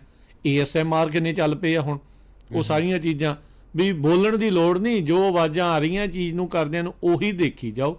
ਸੋ ਕੰਜ਼ਿਊਮਰਿਜ਼ਮ ਜਿਹੜਾ ਹੈ ਨਾ ਆਪਣਾ ਜਿਹੜਾ ਵੀ ਉਹ ਆਪਾਂ ਅਬਜ਼ੌਰਬ ਕਰੀ ਜਾਣਾ ਇੰਨਾ ਡਾਟਾ, ਦਿਮਾਗ ਇੰਨੇ ਡਾਟਾ ਦੇ ਲਈ ਇੰਨੀਆਂ ਸਾਰੀਆਂ ਚੀਜ਼ਾਂ ਦੇ ਲਈ ਨਹੀਂ ਬਣਿਆ ਹੈਗਾ। ਇਹਨੂੰ ਥੋੜਾ ਸ਼ਾਂਤ, ਇਹਨੂੰ ਥੋੜਾ ਵਿਰਾਮ, ਇਹਨੂੰ ਥੋੜਾ ਮੌਕਾ ਦੇਣ ਦੀ ਜਿਹੜੀ ਜ਼ਰੂਰਤ ਹੁੰਦੀ ਆ ਵੀ ਹਾਂ ਭਲਿਆ ਲੋਕਾ ਵੀ ਥੋੜਾ ਜਿਹਾ ਜਿਹੜਾ ਥਰਮੇ ਦੇ ਨਾਲ ਜਿਹੜਾ ਉਹ ਚੱਲੇ ਕਿ ਨਹੀਂ। ਬਿਲਕੁਲ, ਆਪਾਂ ਇੱਕ ਹੋਰ ਵੀ ਇਹਦੇ ਤੇ ਆਪਣੇ ਟਾਕ ਸ਼ੋਅ ਦੇ ਵਿੱਚ ਇੱਕੋ ਹੀ ਗੱਲ ਕੀਤੀ ਨਾ, ਇਸ ਕੰਪਨੀਆਂ ਨੂੰ ਬਣਾਉਣ ਵਾਲੇ ਲੋਕ, ਉਹਨਾਂ ਦੇ ਨਿਆਣੇ ਉਹਨਾਂ ਸਕੂਲਾਂ ਦੇ ਵਿੱਚ ਪੜ੍ਹਦੇ ਜਿੱਥੇ ਬਿਲਕੁਲ ਵੀ ਐਗਜ਼ੈਕਟਲੀ, ਅਵੇਲੇਬਲ ਨਹੀਂ ਹੈ। ਜਿੱਥੇ ਕਿਉਂਕਿ ਉਹਨਾਂ ਨੇ ਬੈਨਸ ਨੇ। ਹੂੰ ਜਿੱਥੇ ਬੈਨ ਆ ਹਨਾ, ਚੀਜ਼ਾਂ ਸਕੂਲ ਹੀ ਇਦਾਂ ਦੇ ਆ, ਦੇ ਏਰੀਆ ਵਿੱਚ ਹੂੰ ਕਾਫੀ ਪਪੂਲਰ ਹੋਏ ਆ ਨੋ ਸਕਰੀਨ ਸਕੂਲ। ਤੇ ਨੋ ਹਨਾ ਕਿ ਪੁਰਾਣੇ go back to basic back in ਤੇ ਇਹ ਕਿਉਂਕਿ ਬੇਸਿਕਲੀ ਖਾਸ ਤੌਰ ਤੇ ਬੱਚਿਆਂ ਲਈ ਹੋਰ ਵੀ ਮਾੜਾ ਵਾ, ਕਿਉਂਕਿ ਉਹਨਾਂ ਦਾ ਹੂੰ ਦਿਮਾਗ ਜਿਹੜਾ ਮਤਲਬ ਡਿਵੈਲਪ ਨਹੀਂ ਹੋਇਆ ਹੁੰਦਾ, 25 ਸਾਲ ਲੱਗਦੇ ਆ ਤਕਰੀਬਨ ਡਿਵੈਲਪ ਹੁੰਦੇ ਨੂੰ। ਯਾ ਤੇ ਬੱਚੇ ਤੇ ਟੀਨੇਜਰਸ ਦੇ ਉੱਤੇ ਇਹਦਾ ਇੰਪੈਕਟ ਇੰਨੀ ਜ਼ਿਆਦਾ ਇਨਫੋਰਮੇਸ਼ਨ ਨੂੰ ਲੈ ਕੇ ਆਉਣਾ ਦਿਮਾਗ ਦੇ ਵਿੱਚ, ਜਿਹੜੀ ਕੋਗਨੀਟਿਵ ਐਬਿਲਿਟੀ ਆਪਾਂ ਬਾਰ-ਬਾਰ ਗੱਲ ਕਰਦੇ ਕਿ ਦਿਮਾਗ ਐਗਜ਼ੈਕਟਲੀ। ਚਲਾਉਣ ਦੀ ਜਿਹੜੀ ਸਮਰੱਥਾ, ਥਾਟਸ ਨੂੰ ਇਕੱਠੇ ਕਰਕੇ ਉਹਨੂੰ ਸਟ੍ਰੈਟੇਜਾਈਜ਼ ਕਰਨਾ, ਇੱਥੋਂ ਇਨਫੋਰਮੇਸ਼ਨ ਲਈ ਦੂਸਰੀ ਜਗ੍ਹਾ ਤੋਂ, ਜਿੱਦਾਂ ਆਪਾਂ ਕੋਈ ਪੇਪਰ ਲਿਖਦੇ ਜਾਂ ਸਕੂਲ ਦੇ ਐਗਜ਼ਾਮ ਦੀ ਤਿਆਰੀ ਕਰਦੇ ਜਾਂ ਇਨੋਵੇਟਿਵ ਰਿਸਰਚ ਪੇਪਰ ਕੋਈ ਨਵਾਂ ਲਿਖਦੇ ਆ, ਰਾਈਟ? ਮਾਫੀ ਚਾਹੁੰਦਾ। ਸੋ ਉਹਨੇ ਹਰ ਜਗ੍ਹਾ ਤੋਂ ਇਨਫੋਰਮੇਸ਼ਨ ਇਕੱਠੀ ਕਰਨੀ ਹੁੰਦੀ ਆ ਤੇ ਉਹਨੂੰ ਕੋਈ ਇੱਕ ਸੇਧ ਡਾਇਰੈਕਸ਼ਨ ਦੇਣੀ ਹੁੰਦੀ ਆ। ਇਹਦੇ ਲਈ ਇੱਕ ਨਾ ਪ੍ਰੋਪਰ ਤੁਹਾਡੀ ਮਾਈਂਡਸੈਟ ਚਾਹੀਦਾ ਹੁੰਦਾ ਵਾ। ਹੂੰ ਹੂੰ ਹੂੰ ਸੋ ਹੂੰ ਜਦੋਂ ਆਪਾਂ ਬਹੁਤ ਜ਼ਿਆਦਾ ਸਮਾਰਟਫੋਨ ਜਾਂ ਸੋਸ਼ਲ ਮੀਡੀਆ ਵਗੈਰਾ ਇਹਨਾਂ ਚੀਜ਼ਾਂ ਨੂੰ ਦੇਖਦੇ ਆ, ਉਹ ਜਿਹੜੀ ਐਬਿਲਿਟੀ ਹੁੰਦੀ ਆ ਨਾ, ਉਹ ਜਿਹੜੀ ਉਹ ਤੁਹਾਡੀ ਸਮਰੱਥਾ ਉਹ ਘਟਦੀ ਆ। ਸੋ ਇੱਕ ਵਾਕਈ ਬਹੁਤ ਜ਼ਿਆਦਾ ਨੁਕਸਾਨ ਇਹਨੂੰ ਹੋ ਰਿਹਾ ਤੇ ਮੈਨੂੰ ਇਹ ਆ ਵੀ ਚੱਲ ਆਪਾਂ ਬੱਚਿਆਂ ਦੀ ਤਾਂ ਗੱਲ ਕਰਦੇ ਹੀ ਕਰਦੇ ਆ, ਬਜ਼ੁਰਗ ਵੀ ਜਿਹੜੇ ਆ, ਮੈਨੂੰ ਲੱਗਦਾ ਆਪਣੀ ਕਮਿਊਨਿਟੀ ਵਿੱਚ ਉਹ ਵੀ ਇਸ ਚੀਜ਼ ਦੇ ਬਹੁਤ ਜ਼ਿਆਦਾ ਕੰਜ਼ਿਊਮਰ ਆ ਤੇ ਉਸ ਚੀਜ਼ ਦੇ ਵੱਲ ਵੀ ਆਪਾਂ ਨੂੰ ਧਿਆਨ ਦੇਣਾ ਚਾਹੀਦਾ ਕਿ ਫੋਨ ਵੇਖਣ ਦੇ ਨਾਲੋਂ ਜਿਹੜੀ ਪ੍ਰਾਇੋਰਟੀ ਆ ਜ਼ਿੰਦਗੀ ਦੀ, ਉਹ ਤੁਸੀਂ ਸੋਸ਼ਲੀ ਲੋਕਾਂ ਦੇ ਨਾਲ ਮਿਲੋ, ਗੱਲਬਾਤ ਕਰੋ। ਹਾਂ, ਫੋਨ ਜੇ ਵਰਤਣਾ, ਲੋਕਾਂ ਨੂੰ ਕਾਲ ਕਰ ਲਓ ਕਿਸੇ ਨੂੰ। ਤੁਸੀਂ ਆਪਣੇ ਲੋਕਲ ਪਾਰਕ ਚਲੇ ਜਾਓ, ਗੁਰਦੁਆਰੇ ਚਲੇ ਜਾਓ, ਸੇਵਾ ਕਰ ਲਓ, ਪਾਠ ਕਰ ਲਓ। ਅ, ਕਮਿਊਨਿਟੀ ਵਿੱਚ ਕਿਸੇ ਨਾਲ ਮਿਲ ਗਿਲ ਆਓ। ਰਿਸ਼ਤੇਦਾਰੀਆਂ ਦੇ ਵੱਲ ਮੇਲ ਜੋਲ ਵਾਧਾ ਰੱਖੋ। ਉਹ ਚੀਜ਼ਾਂ ਤੁਹਾਡੀ ਲਾਈਫ ਨੂੰ ਐਨਰਿਚ ਕਰਦੀਆਂ, ਐਕਚੁਅਲੀ ਐਨਰਿਚ ਕਰਦੀਆਂ। ਹਾਂ ਯਾ ਜਿੱਦਾਂ ਹੁਣ ਇਹ ਆਰਟੀਕਲ ਦਿਖਾ ਰਿਹਾ ਸੀ ਵੀ ਲਿਵ ਲਾਈਫ ਇਨ ਕਲਰ ਹਾਂਜੀ। ਅਸਲ ਦੇ ਵਿੱਚ ਨਾ ਯਾ ਵੀ ਉਹ ਸਾਰੇ। ਜੀ, ਸੋ ਜਾਪਾਨ ਦੇ ਨਾਲ ਜਾਪਾਨ ਦੀ ਆਪਾਂ ਰਾਜਕਨ ਗੱਲ ਕਰਦੇ ਹਾਂ। ਜਾਪਾਨ ਦੇ ਵਿੱਚ ਇਹ ਜਿਹੜੀ ਗੱਲਬਾਤ ਹੈ ਨਾ, ਇਸ ਲਈ ਵੀ ਇੰਪੋਰਟੈਂਟ ਹੈ ਕਿਉਂਕਿ ਜਾਪਾਨ ਜਿਹੜਾ ਉਹ ਬਹੁਤ ਉਥਲ-ਪੁਥਲ ਦੇ ਵਿੱਚੋਂ ਪਿਛਲੀ ਸਦੀ ਵਿੱਚ ਨਿਕਲਿਆ। ਕਿਸੇ ਟਾਈਮ ਦੇ ਉੱਤੇ ਅੱਜ ਵੀ ਹੈ, ਵੈਸੇ ਦੁਨੀਆ ਦੀ ਵੱਡੀ ਪਾਵਰ ਆ, ਪਰ ਅਮਰੀਕਾ ਦੇ ਬਰਾਬਰ ਦੀ ਵੱਡੀ ਪਾਵਰ ਹੁੰਦੇ ਸੀ। ਤੇ ਅਮਰੀਕਾ ਦੇ ਨਾਲ ਜਦੋਂ ਇਹਨਾਂ ਦੀ ਲੜਾਈ ਹੁੰਦੀ ਆ, ਉਹ ਪਰਲ ਹਾਰਬਰ ਆ ਵਰਲਡ ਵਾਰ 2 ਜਿਹੜਾ ਅਟੈਕ ਹੁੰਦੀ ਆ। ਹੁੰਦਾ, ਉਸ ਤੋਂ ਬਾਅਦ ਹੀਰੋਸ਼ੀਮਾ ਨਾਗਾਸਾਕੀ ਉੱਤੇ ਅਟੈਕ ਹੁੰਦਾ, ਉਸ ਤੋਂ ਬਾਅਦ ਜਾਪਾਨ ਸਰੈਂਡਰ ਕਰ ਦਿੰਦਾ। ਹੂੰ ਤੇ ਹੂੰ ਕਾਫੀ ਜ਼ਿਆਦਾ ਲੋਕ ਜਿਹੜੇ ਆ ਉਹ ਇਸ ਚੀਜ਼ ਨੂੰ ਸੋਚਦੇ ਆ, ਇਨਕਲੂਡਿੰਗ ਮਾਈਸੈਲਫ, ਕਿ ਇੱਕ ਵੱਡੀ ਸਿਵਲਾਈਜੇਸ਼ਨ ਆ, ਉਹਨੇ ਬੜੇ ਸੌਖੇ ਤਰੀਕੇ ਨਾਲ ਐਸਾ ਸਰੈਂਡਰ ਕੀਤਾ ਕਿ ਅੱਜ ਤੱਕ ਬਿਲਕੁਲ ਐਲਾਈਜ਼ ਹੀ ਆ, ਮੈਂ ਨਾ ਐਲਾਈਜ਼ ਕੀ ਹੈ ਵੀ ਮਿਲੀਟਰਲੀ ਹੁਣ ਜਿੰਨਾ ਤੋਂ ਕੁੱਟ ਖਾਦੀ ਉਹਨਾਂ ਦੇ ਨਾਲ ਆ, ਵੀ ਉਹਦੇ ਤੇ ਡਿਪੈਂਡੈਂਟ ਆ, ਉਹਦੇ ਤੇ ਡਿਪੈਂਡੈਂਟ ਵੀ ਆ ਜਾਂ ਕੋਲੈਬੋਰੇਟਿਵ ਆ, ਰਾਈਟ? ਵੀ ਉਹਨਾਂ ਦੇ ਨਾਲ ਮਿਲ ਕੇ ਚੱਲਦੇ ਆ। ਐਗਜ਼ੈਕਟਲੀ। ਚੱਲਦੇ ਆ, ਰਾਈਟ? ਹੂੰ ਕੋਲੈਬੋਰੇਟਿਵ। ਸੋ ਇਹ ਸਭ ਕੁਝ ਹੋਇਆ ਕਿੱਦਾਂ? ਇਹ ਵੀ ਸਾਈਕੋਲੋਜੀਕਲੀ ਜਿਹੜੀ ਚੀਜ਼ ਆ, ਬੜਾ ਇੰਟਰਸਟਿੰਗ ਕੇਸ ਆ। ਉਹਨੂੰ ਪੂਰੀ ਦੁਨੀਆ ਦੇ ਜਿਹੜੇ ਲੋਕ ਉਹਨਾਂ ਸਟੱਡੀ ਕੀਤਾ, ਜਾਪਾਨ ਨੇ ਵੀ ਸਟੱਡੀ ਕੀਤਾ। ਜਿਹੜੇ ਉੱਥੋਂ ਦੇ ਐਂਟੀ ਐਸਟੈਬਲਿਸ਼ਮੈਂਟ ਹੈਗੇ ਆ ਜਾਂ ਹੋਰ ਜਿਹੜੇ documents over the period of time ਜਿਹੜੇ ਬਾਹਰ ਆਏ ਕਿ ਜਾਪਾਨ ਨੂੰ ਸਰੈਂਡਰ ਕਿੱਦਾਂ ਕਰਾਇਆ ਗਿਆ। ਮੈਨੂੰ ਲੱਗਦਾ ਅੱਜ ਕੱਲ੍ਹ ਉਹ ਵੀ ਆਪਾਂ ਨੂੰ ਕਿਤੇ ਨਾ ਕਿਤੇ ਜਿਹੜੀ ਗੱਲ ਆ ਆਪਣੇ ਇੱਥੇ ਨਹੀਂ, ਲੈ ਅੱਜ ਕੇ ਆਪਾਂ ਡਿਸਕਸ ਕਰਦੇ ਆਂ ਵੀ ਉਹ ਕੀ ਸੀਗਾ, ਉਹ ਫੁੱਲ ਤੇ ਤਲਵਾਰ, ਕਿਹੜੀ ਉਹ ਕਿਤਾਬ ਸੀ, ਕਿਹੜੀ ਉਹ ਅਕੈਡਮਿਕ ਸਟੱਡੀ ਸੀ। ਥੋੜਾ ਦੱਸੋ, ਥੋੜਾ ਅੱਜ ਖੁੱਲ ਕੇ ਦੱਸੋ ਇਸ ਦੇ ਵਿੱਚ ਵੀ ਕਿਵੇਂ ਕਾਬੂ ਆਇਆ ਜਾਪਾਨ, ਕਿਵੇਂ ਜਾਂ ਇਹਨਾਂ ਨੇ ਕਾਬੂ ਕੀਤਾ ਇਸ ਨੂੰ। ਕ੍ਰਿਸੈਂਥੇਮਮ ਐਂਡ ਸਵਾਰਡ ਨਾਂ ਦੀ ਜਿਹੜੀ ਆ ਬੁੱਕ ਆ, ਉਹਦੀ ਬੜੀ ਵਧੀਆ ਹੈਗਾ ਕਿ ਯੂਐਸ ਦੀ ਵਾਰ ਟਾਈਮ ਪ੍ਰੈਕਟਿਸ ਸੀ ਕਿ ਸਟੱਡੀ ਐਂਡ ਅਡੈਪਟ ਦਾ ਕਨਸੈਪਟ ਸੀ। ਉਹ ਵੀ ਆਪਣੇ ਇਸ ਗੱਲਬਾਤ ਦੇ ਕਾਫੀ ਰੈਲੇਵੈਂਟ ਆ ਕਿਉਂਕਿ ਆਪਣੇ ਜਿਹੜੇ ਲੋਕ ਆ, ਆਪਣੇ ਸਿੱਖਾਂ ਦੇ ਵਿੱਚ, ਪੰਜਾਬੀਆਂ ਦੇ ਵਿੱਚ ਇਹ ਦੇਖਦੇ ਆਪਾਂ ਸੋਸ਼ਲ ਮੀਡੀਆ ਦੇ ਉੱਤੇ ਡਿਪੈਂਡੈਂਸੀ ਬਹੁਤ ਆ। ਇਨਫੋਰਮੇਸ਼ਨ ਜਿਹੜੀ ਆਪਾਂ ਲੈਂਦੇ ਸੋਸ਼ਲ ਮੀਡੀਆ ਤੋਂ ਲੈਂਦੇ ਆ। ਹਾਂਜੀ ਸੋ ਹਾਂਜੀ। ਆਪਾਂ ਬਾਰ-ਬਾਰ ਗੱਲ ਕਰਦੇ ਹਾਂ ਕਿ ਸੋਸ਼ਲ ਮੀਡੀਆ ਤੇ ਇਨਫੋਰਮੇਸ਼ਨ ਜਿਹੜੀ ਤੁਹਾਨੂੰ ਦਿਖਾਈ ਜਾਂਦੀ ਹੈ, ਉਹ 'ਚ ਕਿੰਨੀ ਸੱਚਾਈ ਹੁੰਦੀ, ਕਿੰਨੀ ਨਹੀਂ। ਉਹਦੇ ਕਈ ਤਰ੍ਹਾਂ ਦੀ ਸਟੱਡੀ ਜਿਹੜੀਆਂ ਬਾਹਰ ਆ ਗਈਆਂ, ਪਰ ਮੈਜੋਰਿਟੀ ਚੀਜ਼ ਦਾ ਪਤਾ ਵੀ ਉਹ ਇੱਕ ਨੈਰੇਟਿਵ ਨੂੰ ਸ਼ੇਪ ਕਰਨ ਦੀ ਚੀਜ਼ ਹੁੰਦੀ ਹੈ। ਹੱਡ ਜਾਪਾਨ ਬੀਤੀਆਂ ਨੇ ਆਪਣੇ ਨਾਲ ਉਹ ਸਾਰੀਆਂ ਚੀਜ਼ਾਂ, ਉਹ ਆਪਾਂ ਜਾਣਦੇ ਆਂ ਵੀ ਕਿੱਦਾਂ ਉਹ ਪੁਸ਼ ਹੋ ਰਿਹਾ ਚੀਜ਼। ਹਾਂਜੀ, ਹਾਂਜੀ। ਆਪਾਂ ਨੂੰ ਆਮ ਆਦਮੀ ਪਾਰਟੀ ਦੀ ਸਰਕਾਰ ਹੀ ਏਦਾਂ ਲੱਗਦੀ ਨਾ ਵੀ ਆਮ ਆਦਮੀ ਪਾਰਟੀ ਦੀ ਸਰਕਾਰ ਹੈਗੀ, ਇਨਕਲੂਡਿੰਗ ਮਾਈਸੈਲਫ, ਸਾਨੂੰ ਸਾਰਿਆਂ ਨੂੰ ਏਦਾਂ ਲੱਗਦਾ ਸੀ। ਤੇ ਉਹ ਸਾਨੂੰ ਬਾਅਦ 'ਚ ਪਤਾ ਲੱਗਦਾ ਵੀ ਉਹ ਕਿੱਦਾਂ ਇੱਕ ਪੂਰਾ ਨੈਰੇਟਿਵ ਹੈਗਾ ਸੀ ਕਿ ਬਿਲਡ ਕੀਤਾ ਗਿਆ ਹੈ ਨਾ, ਜਦ ਜੋ ਵੀ ਆ। ਸੋ ਇਹ ਕਾਫੀ ਸਿਮਿਲਰ ਜਿਹਾ ਕਨਸੈਪਟ ਹੈਗਾ ਸੀ ਕ੍ਰਿਸੈਂਥੇਮਮ ਐਂਡ ਸਵॉर्ड। ਹੂੰ ਹੂੰ chrysanthemum and sword basically deep cultural study ਕੀਤੀ ਗਈ ਸੀ ਜਾਪਾਨ ਦੀ ਡਿਊਰਿੰਗ ਵਰਲਡ ਵਾਰ 2 ਜਦੋਂ ਪਰਲ ਹਾਰਬਰ ਦਾ ਅਟੈਕ ਹੁੰਦਾ। ਤੇ ਹੂੰ ਅਮਰੀਕਾ ਨੇ ਯੂਨਾਈਟਿਡ ਸਟੇਟਸ ਨੇ ਪੂਰੀ ਤਰ੍ਹਾਂ ਅੰਡਰਸਟੈਂਡ ਕੀਤਾ ਕਿ ਜੈਪਨੀਜ਼ ਜਿਹੜੀ ਸੋਸਾਇਟੀ ਆ ਉਹ ਕਿੱਦਾਂ ਵਰਕ ਕਰਦੀ ਆ, ਉਹਨਾਂ ਦੇ ਆਨਰ ਕੋਡਸ ਕੀ ਆ, ਉਹਨਾਂ ਦੀ ਸੋਸਾਇਟੀ ਦੇ ਹਾਇਰਾਰਕੀ ਕੀ ਆ, ਹਨਾ? ਹਰ ਇੱਕ ਸੋਸਾਇਟੀ 'ਚ ਹਾਇਰਾਰਕੀਜ਼ ਹੁੰਦੀਆਂ ਵਾ। ਉਹਨਾਂ ਦੀ ਮੋਟੀਵੇਸ਼ਨ ਕੀ ਆ, ਉਹ ਡਰਦੇ ਕਿਹੜੀ ਗੱਲੋਂ ਆ, ਉਹਨਾਂ ਦੇ ਪਾਵਰ ਸਟਰਕਚਰ ਕੀ ਆ, ਉਹਨਾਂ ਦਾ ਗਵਰਨਡ ਬਿਹੇਵੀਅਰ ਕੀ ਆ, ਵਿਚਰਦੇ ਕਿੱਦਾਂ ਜ਼ਿੰਦਗੀ ਦੇ ਵਿੱਚ। ਠੀਕ ਹੈ। ਸੋ ਇਹ ਬੇਸਿਕਲੀ ਆਪਾਂ ਇਹ ਦੇਖਿਆ ਕਿ ਵਰਲਡ ਵਾਰ ਦੇ ਵਿੱਚ ਇਹ ਵਰਲਡ ਵਾਰ ਚਲੋ 2 ਦੀ ਆਪਾਂ ਇੱਕ ਪਾਸੇ ਗੱਲ ਰੱਖ ਲਈ ਨੇ ਵੀ ਜਦੋਂ ਉਹ ਹਰ ਪਰਲ ਹਾਰਬਰ ਹੀ ਸੀਗਾ ਇੱਕ ਇਵੈਂਟ ਜਿਹਦੇ ਕਰਕੇ ਯੂਐਸ ਬਾਅਦ ਚ ਵਰਲਡ ਵਾਰ 2 ਚ ਸ਼ਾਮਲ ਹੋਇਆ, ਵੀ ਇਹਨਾਂ ਤੇ ਹਾਂਜੀ ਹਮਲਾ ਹੋਇਆ ਸੀਗਾ। ਹੂੰ ਹਾਂਜੀ। ਪਰ ਆਪਾਂ ਜਦੋਂ ਉਹਦੇ ਤੋਂ ਵੀ ਥੋੜਾ ਪਹਿਲਾਂ ਚਲੇ ਜਾਈਏ ਜਦੋਂ ਬ੍ਰਿਟਿਸ਼ ਨੇ ਪੰਜਾਬ ਨੂੰ ਅਨੈਕਸ ਕੀਤਾ, ਹੂੰ ਜਦੋਂ ਪੰਜਾਬ ਨੂੰ 1850 ਤੋਂ ਪਹਿਲਾਂ ਜਦੋਂ ਪੰਜਾਬ ਉੱਤੇ ਕਬਜ਼ਾ ਹੋਇਆ ਮਹਾਰਾਜਾ ਦੀ ਮੌਤ ਤੋਂ ਬਾਅਦ, ਮਹਾਰਾਜਾ ਰਣਜੀਤ ਸਿੰਘ। ਹੂੰ ਖਾਲਸਾ ਰਾਜ ਤੋਂ ਬਾਅਦ ਹੂੰ ਹਾਂਜੀ, ਤੇ ਉਹ ਤੋਂ ਬਾਅਦ ਵੀ ਉਹਨਾਂ ਸਿੱਖਾਂ ਨੂੰ ਲੈ ਕੇ ਤਕਰੀਬਨ 20 ਸਾਲ ਸਟੱਡੀ ਕੀਤੀ ਹੈ ਨਾ, ਜਿਹਦੇ ਨੂੰ ਲੈ ਕੇ ਆਪਾਂ ਦੇਖਦੇ ਹਾਂ ਵੀ ਜਿਹੜੀ ਸਿੱਖਾਂ ਦੀ ਐਜੂਕੇਸ਼ਨ ਆ ਉਹ ਖਤਮ ਕੀਤੀ ਗਈ ਜਾਂ ਜੋ ਵੀ ਹੂੰ ਸਾਰਾ। ਸੋ ਇਹ ਜਿਹੜਾ ਆਪਾਂ ਇਹ ਦੇਖਿਆ ਕਿ ਜਿਹੜੇ ਵੈਸਟਰਨ ਪਾਵਰਸ ਹੈਗੀਆਂ ਇਸ ਚੀਜ਼ ਨੂੰ ਜਿਹੜੇ ਇਹ ਸਾਈਕੋਲੋਜੀਕਲ ਆਪਰੇਸ਼ਨਸ ਜਿਹੜੇ ਆ ਉਹ ਚਲਾਉਂਦੇ ਆ, ਪਰ ਉਹਨੂੰ ਹੂੰ ਚਲਾਉਣ ਤੋਂ ਪਹਿਲਾਂ ਇੱਕ ਸਮਾਰਟ ਸਟ੍ਰੈਟਜੀ ਬਣਾਉਂਦੇ ਆ। ਸੋ ਉਹਦੇ ਵਿੱਚ ਹੂੰ ਕ੍ਰਿਸੈਂਥੇਮਮ ਤੇ ਸਵॉर्ड ਦੀ ਜਿਹੜੀ ਸਟ੍ਰੈਟਜੀ ਆਈ ਸਾਹਮਣੇ, ਇਹਦੀ ਹੂੰ ਹੂੰ ਗਈ ਆ ਵੀ ਇਹ ਜਿਹੜੀ ਸਟੱਡੀ ਕੀਤੀ ਗਈ ਇਹ ਸਾਈਕੋਲੋਜੀਕਲ ਆਪਰੇਸ਼ਨ ਚਲਾਉਣ ਦੇ ਲਈ ਡਿਪਲੋਮੈਟਿਕ ਸਿਗਨਲਸ ਤੇ ਸਰੈਂਡਰ ਟਰਮਸ ਨੂੰ ਤਿਆਰ ਕੀਤਾ ਜਾਏ। ਹੁਣ ਜਾਪਾਨ ਨੂੰ ਅਸੀਂ ਸਰੈਂਡਰ ਕਰਵਾਉਣਾ, ਹੂੰ ਉਹਨੂੰ ਉਹਦੀ ਕੀ ਕੰਡੀਸ਼ਨਸ ਰੱਖੀਆਂ ਜਾਣ, ਕਿਉਂਕਿ ਦੇਖੋ ਜਦੋਂ 98 ਸਾਲ ਪੰਜਾਬ ਵੀ ਗੁਲਾਮ ਰਿਹਾ ਹੈ ਨਾ, ਹਿੰਦੁਸਤਾਨ ਥੋੜਾ ਜ਼ਿਆਦਾ ਸਮਾਂ ਰਿਹਾ ਗੁਲਾਮ, ਹੂੰ ਤੇ ਸ਼ਾਇਦ 2-2.5 ਸਦੀਆਂ ਡਿਪੈਂਡਿੰਗ ਅਪੋਨ ਵੀ ਤੁਸੀਂ ਕਿਹੜੇ ਪਾਸੇ ਦੀ ਗੱਲ ਕਰਦੇ ਹੋ। ਹੂੰ ਤੇ ਉਹਦੇ ਤੋਂ ਵੀ ਪੰਜਾਬ 98 ਸਾਲ ਗੁਲਾਮ ਹੋਣ ਦੇ ਬਾਵਜੂਦ ਵੀ ਸਭ ਤੋਂ ਵੱਧ ਜਿਹੜੇ ਵਿਦਰੋਹ ਆ ਪੰਜਾਬ ਦੇ ਵਿੱਚੋਂ ਆਪਾਂ ਨੂੰ ਦੇਖਣ ਨੂੰ ਮਿਲਿਆ ਬਾਅਦ। ਹੂੰ ਹੂੰ ਹੂੰ ਹੂੰ ਉਹ ਕਹਿਣ ਦਾ ਮਤਲਬ ਇਹ ਹੈ ਵੀ ਜਿਹੜੀ ਰੂਲਿੰਗ ਪਾਵਰ ਹੈ, ਜਦੋਂ ਉਹਨੇ ਕਿਸੇ ਖਿੱਤੇ ਦੇ ਉੱਤੇ ਰੂਲ ਕਰਨਾ ਹੁੰਦਾ, ਉਹਨੂੰ ਉਸ ਖਿੱਤੇ ਨੂੰ ਚੰਗੀ ਤਰ੍ਹਾਂ ਸਮਝਣਾ ਪੈਂਦਾ ਤੇ ਉਹਦੇ ਉੱਤੇ ਸਾਈਕੋਲੋਜੀਕਲ ਆਪਰੇਸ਼ਨ ਚਲਾਉਂਦੇ ਤਾਂ ਕਿ ਜਿਹੜੇ ਵਿਦਰੋਹ ਆ ਘਟਣ, ਲੋਕੀ ਜਿਹੜੇ ਆ ਉਹਨਾਂ ਨੂੰ ਆਪਣੇ ਨਾਲ ਅਲਾਈਨ ਕਰਨ ਦੇ ਵਾਸਤੇ। ਲੋਕਾਂ ਬਿਲਕੁਲ। ਨੂੰ ਇਹ ਲੱਗਣ ਲੱਗ ਪਏ ਕਿ ਜਿਹੜੇ ਲੋਕ ਹੈਗੇ ਆ, ਜਿਹੜੀ ਰੂਲਿੰਗ ਗਵਰਨੈਂਸ ਆ, ਉਹ ਸਾਡੇ ਹੱਕ ਦੇ ਹੀ ਲੋਕ ਆ, ਆਪਣੇ ਲੋਕ ਆ, ਉਹਨਾਂ ਦੇ ਖਿਲਾਫ ਵਿਦਰੋਹ ਨਾ ਕਰਨ। ਹੂੰ ਹੂੰ ਹੂੰ ਹੂੰ ਸੋ ਬੇਸਿਕਲੀ ਉਹਨਾਂ ਦੇ ਸਰੈਂਡਰ ਜਾਪਾਨ ਦੀ ਸਰੈਂਡਰ ਟਰਮਸ ਨੂੰ ਲੈ ਕੇ ਤੇ ਪੋਸਟ ਵਾਰ ਗਵਰਨੈਂਸ ਵੀ ਆਪਾਂ ਜਦੋਂ ਸਰੈਂਡਰ ਹੋ ਗਿਆ ਉਸ ਤੋਂ ਬਾਅਦ ਗਵਰਨੈਂਸ ਇੱਦਾਂ ਕਿੱਦਾਂ ਕਰਨੀ ਆ ਜਾਪਾਨ ਦੇ ਉੱਤੇ। ਸੋ ਇਹ ਸਾਰੀ ਸਟੱਡੀ ਨੂੰ ਲੈ ਕੇ ਉਹ ਚੀਜ਼ ਜਿਹੜੀ ਉਹ ਸਾਹਮਣੇ ਆਈ ਸੀ, ਹੈ ਨਾ? ਜਿੱਦਾਂ ਸਾਈਕੋਪ ਹੁੰਦਾ ਆ, ਸੋ ਦੈਟਸ ਸਾਈਕੋਪ ਸਾਈਕੋਲੋਜੀਕਲ ਆਪਰੇਸ਼ਨਸ ਦੇ ਤਹਿਤ ਹੀ ਉਹ ਜਿਹੜੀ ਸਟੱਡੀ ਕੀਤੀ ਗਈ ਆ ਜਾਪਾਨ ਦੀ, ਕਿੱਦਾਂ ਦਾ ਉਹਨਾਂ ਦਾ ਕਲਚਰ ਆ, ਕਿਹੜੀ ਚੀਜ਼ ਦਾ ਉਹਨਾਂ ਦੇ ਉੱਤੇ ਪ੍ਰਭਾਵ ਆ, ਕਿਵੇਂ ਉਹ ਵਰਤਿਆ ਜਾਂਦਾ ਆ। ਬਿਕੋਜ਼ ਜਦੋਂ ਹੁਣ ਤੁਸੀਂ ਇਹ ਗੱਲ ਕਰ ਰਹੇ ਆ, ਚਲੋ ਅੱਜ ਆਪਾਂ ਜਾਪਾਨ ਦੀ ਗੱਲ ਕਰ ਰਹੇ ਆ ਵੀ ਉਹ ਇੱਕ ਪਾਸੇ ਤਾਂ ਉਹ ਦੇਖਦੇ ਵੀ ਉਹਨਾਂ ਦੇ ਆਪਣੇ ਕਲਚਰ ਤੇ ਕਿੰਨਾ ਅਸਰ ਪੈ ਰਿਹਾ, ਵੀ ਉਹਨੂੰ ਕਿੱਦਾਂ ਚੇਂਜ ਕਰੀਏ, ਪਰ ਉਹਨਾਂ ਨੂੰ ਚੇਂਜ ਕਿੱਦਾਂ ਕੀਤਾ ਗਿਆ ਤਾਂ ਜੋ ਉਹਨਾਂ ਨੂੰ ਇੱਕ ਜਿਹੜੀ ਐਮਪਾਇਰ ਸੀਗਾ, ਜੈਪਨੀਜ਼ ਐਮਪਰਰ ਹੋਏ, ਇੰਨਾ ਕੁਛ ਆ, ਕਿੰਨਾ ਉਹਨਾਂ ਦਾ ਇੱਟ ਖੜੱਕਾ ਕਿੰਨਿਆਂ ਦੇ ਨਾਲ ਜਿਹੜਾ ਉਹ ਚੱਲਦਾ ਰਿਹਾ, ਤੇ ਅੱਜ ਉਹ ਕਿਹੜੀ ਸਥਿਤੀ 'ਚ, ਪਿੱਛੇ ਕਾਰਨ ਕੀ ਆ। ਆਪਾਂ ਨੂੰ ਇਹ ਆਪਣੇ ਆਪ ਤੇ ਵੀ ਲਾਗੂ ਕਰਨਾ ਚਾਹੀਦਾ। ਆਪਾਂ ਨੂੰ ਆਪਣੀ ਕੌਮ ਦੇ ਉੱਤੇ, ਆਪਣੀ ਕਮਿਊਨਿਟੀ ਦੇ ਉੱਤੇ, ਆਪਣੇ ਭਾਈਚਾਰੇ ਦੇ ਉੱਤੇ ਦੇਖਣਾ ਚਾਹੀਦਾ। ਬਾਹਰਲੇ ਲੋਕ ਆ ਕੇ ਆਪਾਂ ਨੂੰ ਸਟੱਡੀ ਕਰਕੇ ਉਹ ਦੇਖ ਰਹੇ ਆ ਵੀ ਇਹਨਾਂ ਦਾ ਰਾਜ ਕਿੱਦਾਂ ਖੋਈਏ, ਇਹਨਾਂ ਨੂੰ ਰਾਜ ਵਿਹੀਨ ਕਿੱਦਾਂ ਰੱਖਿਆ ਜਾਵੇ, ਇਹਨਾਂ ਨੂੰ ਕਿੱਦਾਂ ਆਪਸ ਦੇ ਵਿੱਚ ਗੁੰਝਲਦਾਰ ਤਰੀਕੇ ਦੇ ਨਾਲ ਫਸਾ ਕੇ ਰੱਖਿਆ ਜਾਵੇ। ਬਾਹਰਲੇ ਲੋਕ ਤਾਂ ਸਟੱਡੀ ਕਰ ਰਹੇ, ਆਪਾਂ ਆਪਣੇ ਜਿਹੜੀ ਇਸ ਸਾਈਕੋਲੋਜੀਕਲ ਜਿਹੜੇ ਆਪਰੇਸ਼ਨਸ ਆਪਣੇ ਉੱਤੇ ਹੋਏ, ਆਪਾਂ ਉਹਨੂੰ ਸਟੱਡੀ ਕਰਨ 'ਚ ਨਾਕਾਮਯਾਬ ਰਹਿ ਰਹੇ ਹਾਂ। ਇਸੇ ਕਰਕੇ ਇੰਟੈਲੈਕਟ ਵੀ ਕਿਤੇ ਨਾ ਕਿਤੇ ਪਿੱਛੇ ਰਹਿ ਜਾਂਦੀ ਆ। ਉਹ ਗੱਲ ਜਿਹੜੀ ਉਹ ਸਮਝ ਨਹੀਂ ਪਾਉਂਦੇ ਲੋਕ। ਸੋ ਆਪਾਂ ਨੂੰ ਇਹ ਜਿਹੜੀ ਸਮੱਸਿਆ ਇਸ ਨੂੰ ਸਮਝਣਾ ਪੈਣਾ ਵੀ ਆਪਣੇ ਨਾਲ ਬਹੁਤ ਸਾਰੇ ਸਾਈਕੋਪ ਹੋਏ ਆ, ਤੇ ਆਪਾਂ ਨੂੰ ਹੁਣ ਖੁਦ ਇਸ ਨੂੰ ਸਮਝ ਕੇ, ਆਪਣੀ ਸਮੱਸਿਆ ਨੂੰ ਸਮਝ ਕੇ, ਆਪਣੀ ਕਮਿਊਨਿਟੀ ਨੂੰ ਇਸ ਚੋਂ ਬਾਹਰ ਕੱਢਣਾ ਪੈਣਾ, ਨਹੀਂ ਤਾਂ ਲੋਕਾਂ ਨੇ ਤੁਹਾਡਾ ਫਾਇਦਾ ਚੱਕਦੇ ਰਹਿਣਾ। ਸੋ ਜਾਪਾਨ ਦੀ ਇਹ ਜਿਹੜੀ ਸਟੱਡੀ ਦੀ ਅੱਜ ਹਰਵਿੰਦਰ ਸਿੰਘ ਜੋ ਆਪਣੇ ਨਾਲ ਗੱਲ ਲੈ ਕੇ ਆਏ ਆ, ਇਹ ਅੱਜ ਦੇ ਜ਼ਮਾਨੇ ਦੇ ਵਿੱਚ ਬੜੀ ਰੈਲੇਵੈਂਟ ਆ, ਅੱਜ ਦੇ ਯੁੱਗ ਦੇ ਵਿੱਚ, ਅੱਜ ਦੇ ਸਮੇਂ 'ਚ ਬੜੀ ਰੈਲੇਵੈਂਟ ਆ।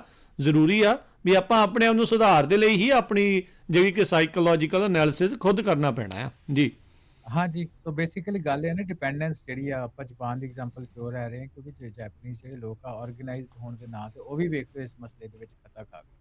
ਹਾਂ, ਵੀ ਨਾਲ ਕਿੰਨੇ ਐਫੀਸ਼ੀਐਂਟ, ਆਪਾਂ ਕਿੰਨੇ ਵੱਡੇ ਵਿਸ਼ੇਸ਼ਣ ਉਹਨਾਂ ਲਈ ਵਰਤਦੇ ਹਾਂ। ਬਿਲਕੁਲ ਸਹੀ ਗੱਲ। ਹੈ ਨਾ? ਸੋ ਉਹ ਆਪਾਂ ਕਿਹੜੀ ਜਗ੍ਹਾ ਤੇ ਖੜੇ ਆ, ਆਪਾਂ ਨੂੰ ਇਸ ਚੀਜ਼ ਦੇ ਲਈ ਧਿਆਨ ਰੱਖਣ ਦੀ ਲੋੜ ਆ ਕਿ ਮਿਸਾਲ ਦੇ ਤੌਰ ਦੇ ਉੱਤੇ ਨਾ ਜਦੋਂ ਸਰੈਂਡਰ ਉਹਨਾਂ ਕਰਨਾ ਸੀ, ਤੇ ਜੈਪਨੀਜ਼ ਜਿਹੜਾ ਜਿਹੜੇ ਲੋਕੀ ਈਸਟਰਨ ਏਸ਼ੀਅਨ ਕੰਟਰੀਜ਼ ਦੇ ਵਿੱਚ ਗਏ ਹੋਣਗੇ ਹਨਾ, ਕੰਬੋਡੀਆ, ਥਾਈਲੈਂਡ, ਜਾਪਾਨ ਹੋ ਗਿਆ, ਜਾਂ ਪੁਰਾਣੇ ਸਮੇਂ ਦੇ ਵਿੱਚ ਚਾਈਨਾ ਦੀ ਡਾਇਨੈਸਟੀਜ਼ ਹੁੰਦੀਆਂ ਸੀ। ਹੂੰ ਉਹਨਾਂ ਹੂੰ ਦੇ ਜਿਹੜੇ ਰਾਜੇ ਹੁੰਦੇ ਆ ਅੱਧ ਰੱਬ ਦਾ ਰੂਪ ਹੀ ਹੁੰਦੇ, ਰੱਬ ਵਾਂਗੂ ਹੀ ਹੁੰਦੇ। ਇੰਨਾ ਹੂੰ ਲੋਕੀ ਰਿਵਰ ਕਰਦੇ ਆ, ਇੰਨਾ ਉਹਨੂੰ ਰਿਸਪੈਕਟ ਦਿੰਦੇ ਆ ਰਾਜੇ ਨੂੰ। ਤੇ ਹੂੰ ਰੱਬ ਦਾ ਘੱਲਿਆ ਦੂਤ ਮੰਨਦੇ ਉਹਨੂੰ, ਹਾਂਜੀ, ਵੀ ਉਹ ਰੱਬ ਵੀ ਨੂੰ ਤੁਹਾਨੂੰ ਚਲਾਉਣ ਦੇ ਲਈ ਰੱਬ ਨੇ ਘੱਲਿਆ। ਹਾਂਜੀ, ਕਾਫ਼ੀ ਇਹਨਾਂ ਦੇਸ਼ਾਂ ਦੇ ਵਿੱਚ ਵੇਖੋ ਬੁੱਧ ਦੇ ਨਾਲ ਰਾਜੇ ਦੀਆਂ ਮੂਰਤੀਆਂ ਬਣੀਆਂ ਹੁੰਦੀਆਂ ਜਾਂ ਫੋਟੋਆਂ ਲੱਗੀਆਂ ਹੂੰ ਹੂੰ ਹੂੰ ਇੰਨਾ ਜ਼ਿਆਦਾ ਮੰਨਦੇ ਆ। ਸੋ ਜਿਹੜੇ ਜਾਪਾਨ ਇਸ ਵਿੱਚ ਵੇਖੋ ਇੱਕ ਚੀਜ਼ ਇਹਦੇ ਵਿੱਚ ਇਹ ਵੀ ਦੱਸੀ ਗਈ ਸੀ ਕਿ ਜਦੋਂ ਜਾਪਾਨ ਦਾ ਜਿਹੜਾ ਰਾਜਾ ਉਹਦੇ ਬਾਰੇ ਨਾ ਉਹਦੀ ਆਵਾਜ਼ ਨਹੀਂ ਸੀ ਕਿਸੇ ਨੇ ਲੋਕਾਂ ਨੇ ਸੁਣੀ। ਜਦੋਂ ਸਰੈਂਡਰ ਕੀਤਾ ਗਿਆ ਉਹਦੇ ਵਿੱਚ ਵੀ ਉਹ ਰਾਜੇ ਨੂੰ ਵਰਤਿਆ ਗਿਆ ਕਿ ਰਾਜੇ ਨੇ ਕਿਹਾ ਵੀ ਸਰੈਂਡਰ ਕਰ ਦਿਓ ਤਾਂ ਲੋਕੀ ਜਿਹੜੇ ਸਰੈਂਡਰ ਕਿ ਇਹ ਕਿੱਦਾਂ ਪੋਸੀਬਲ ਹੋ ਸਕੇ ਬਾਹਰਲੀ ਕਿਸੇ ਪਾਵਰ ਤੋਂ, ਕਿਉਂਕਿ ਉਹਨੇ ਸਾਰੀ ਉਹਨਾਂ ਦੀ ਕਲਚਰ ਦੀ ਜਿਹੜੀ ਉਹ ਸਟੱਡੀ ਕੀਤੀ। ਹੁਣ ਗੱਲ ਕੀਤੀ ਆ ਕਿ ਉਹਦੇ ਵਿੱਚ ਉਹਨੇ ਪਾਵਰ ਹਾਇਰਾਰਕੀਜ਼ ਨੂੰ ਦੇਖ ਲਿਆ ਨਾ, ਕਿਹਦੀ ਗੱਲ ਲੋਕੀ ਜ਼ਿਆਦਾ ਮੰਨਦੇ ਆ। ਹੁਣ ਮਿਸਾਲ ਦੇ ਤੌਰ ਦੇ ਉੱਤੇ ਆਪਣੇ ਕਾਫੀ ਪੈਰਲਲਸ ਆ ਜਾਂਦੇ ਵੀ ਸ੍ਰੀ ਅਕਾਲ ਤਖਤ ਸਾਹਿਬ, ਸ਼੍ਰੋਮਣੀ ਕਮੇਟੀ ਆ, ਸਾਰੇ ਵਹਿੰਦੇ ਆ।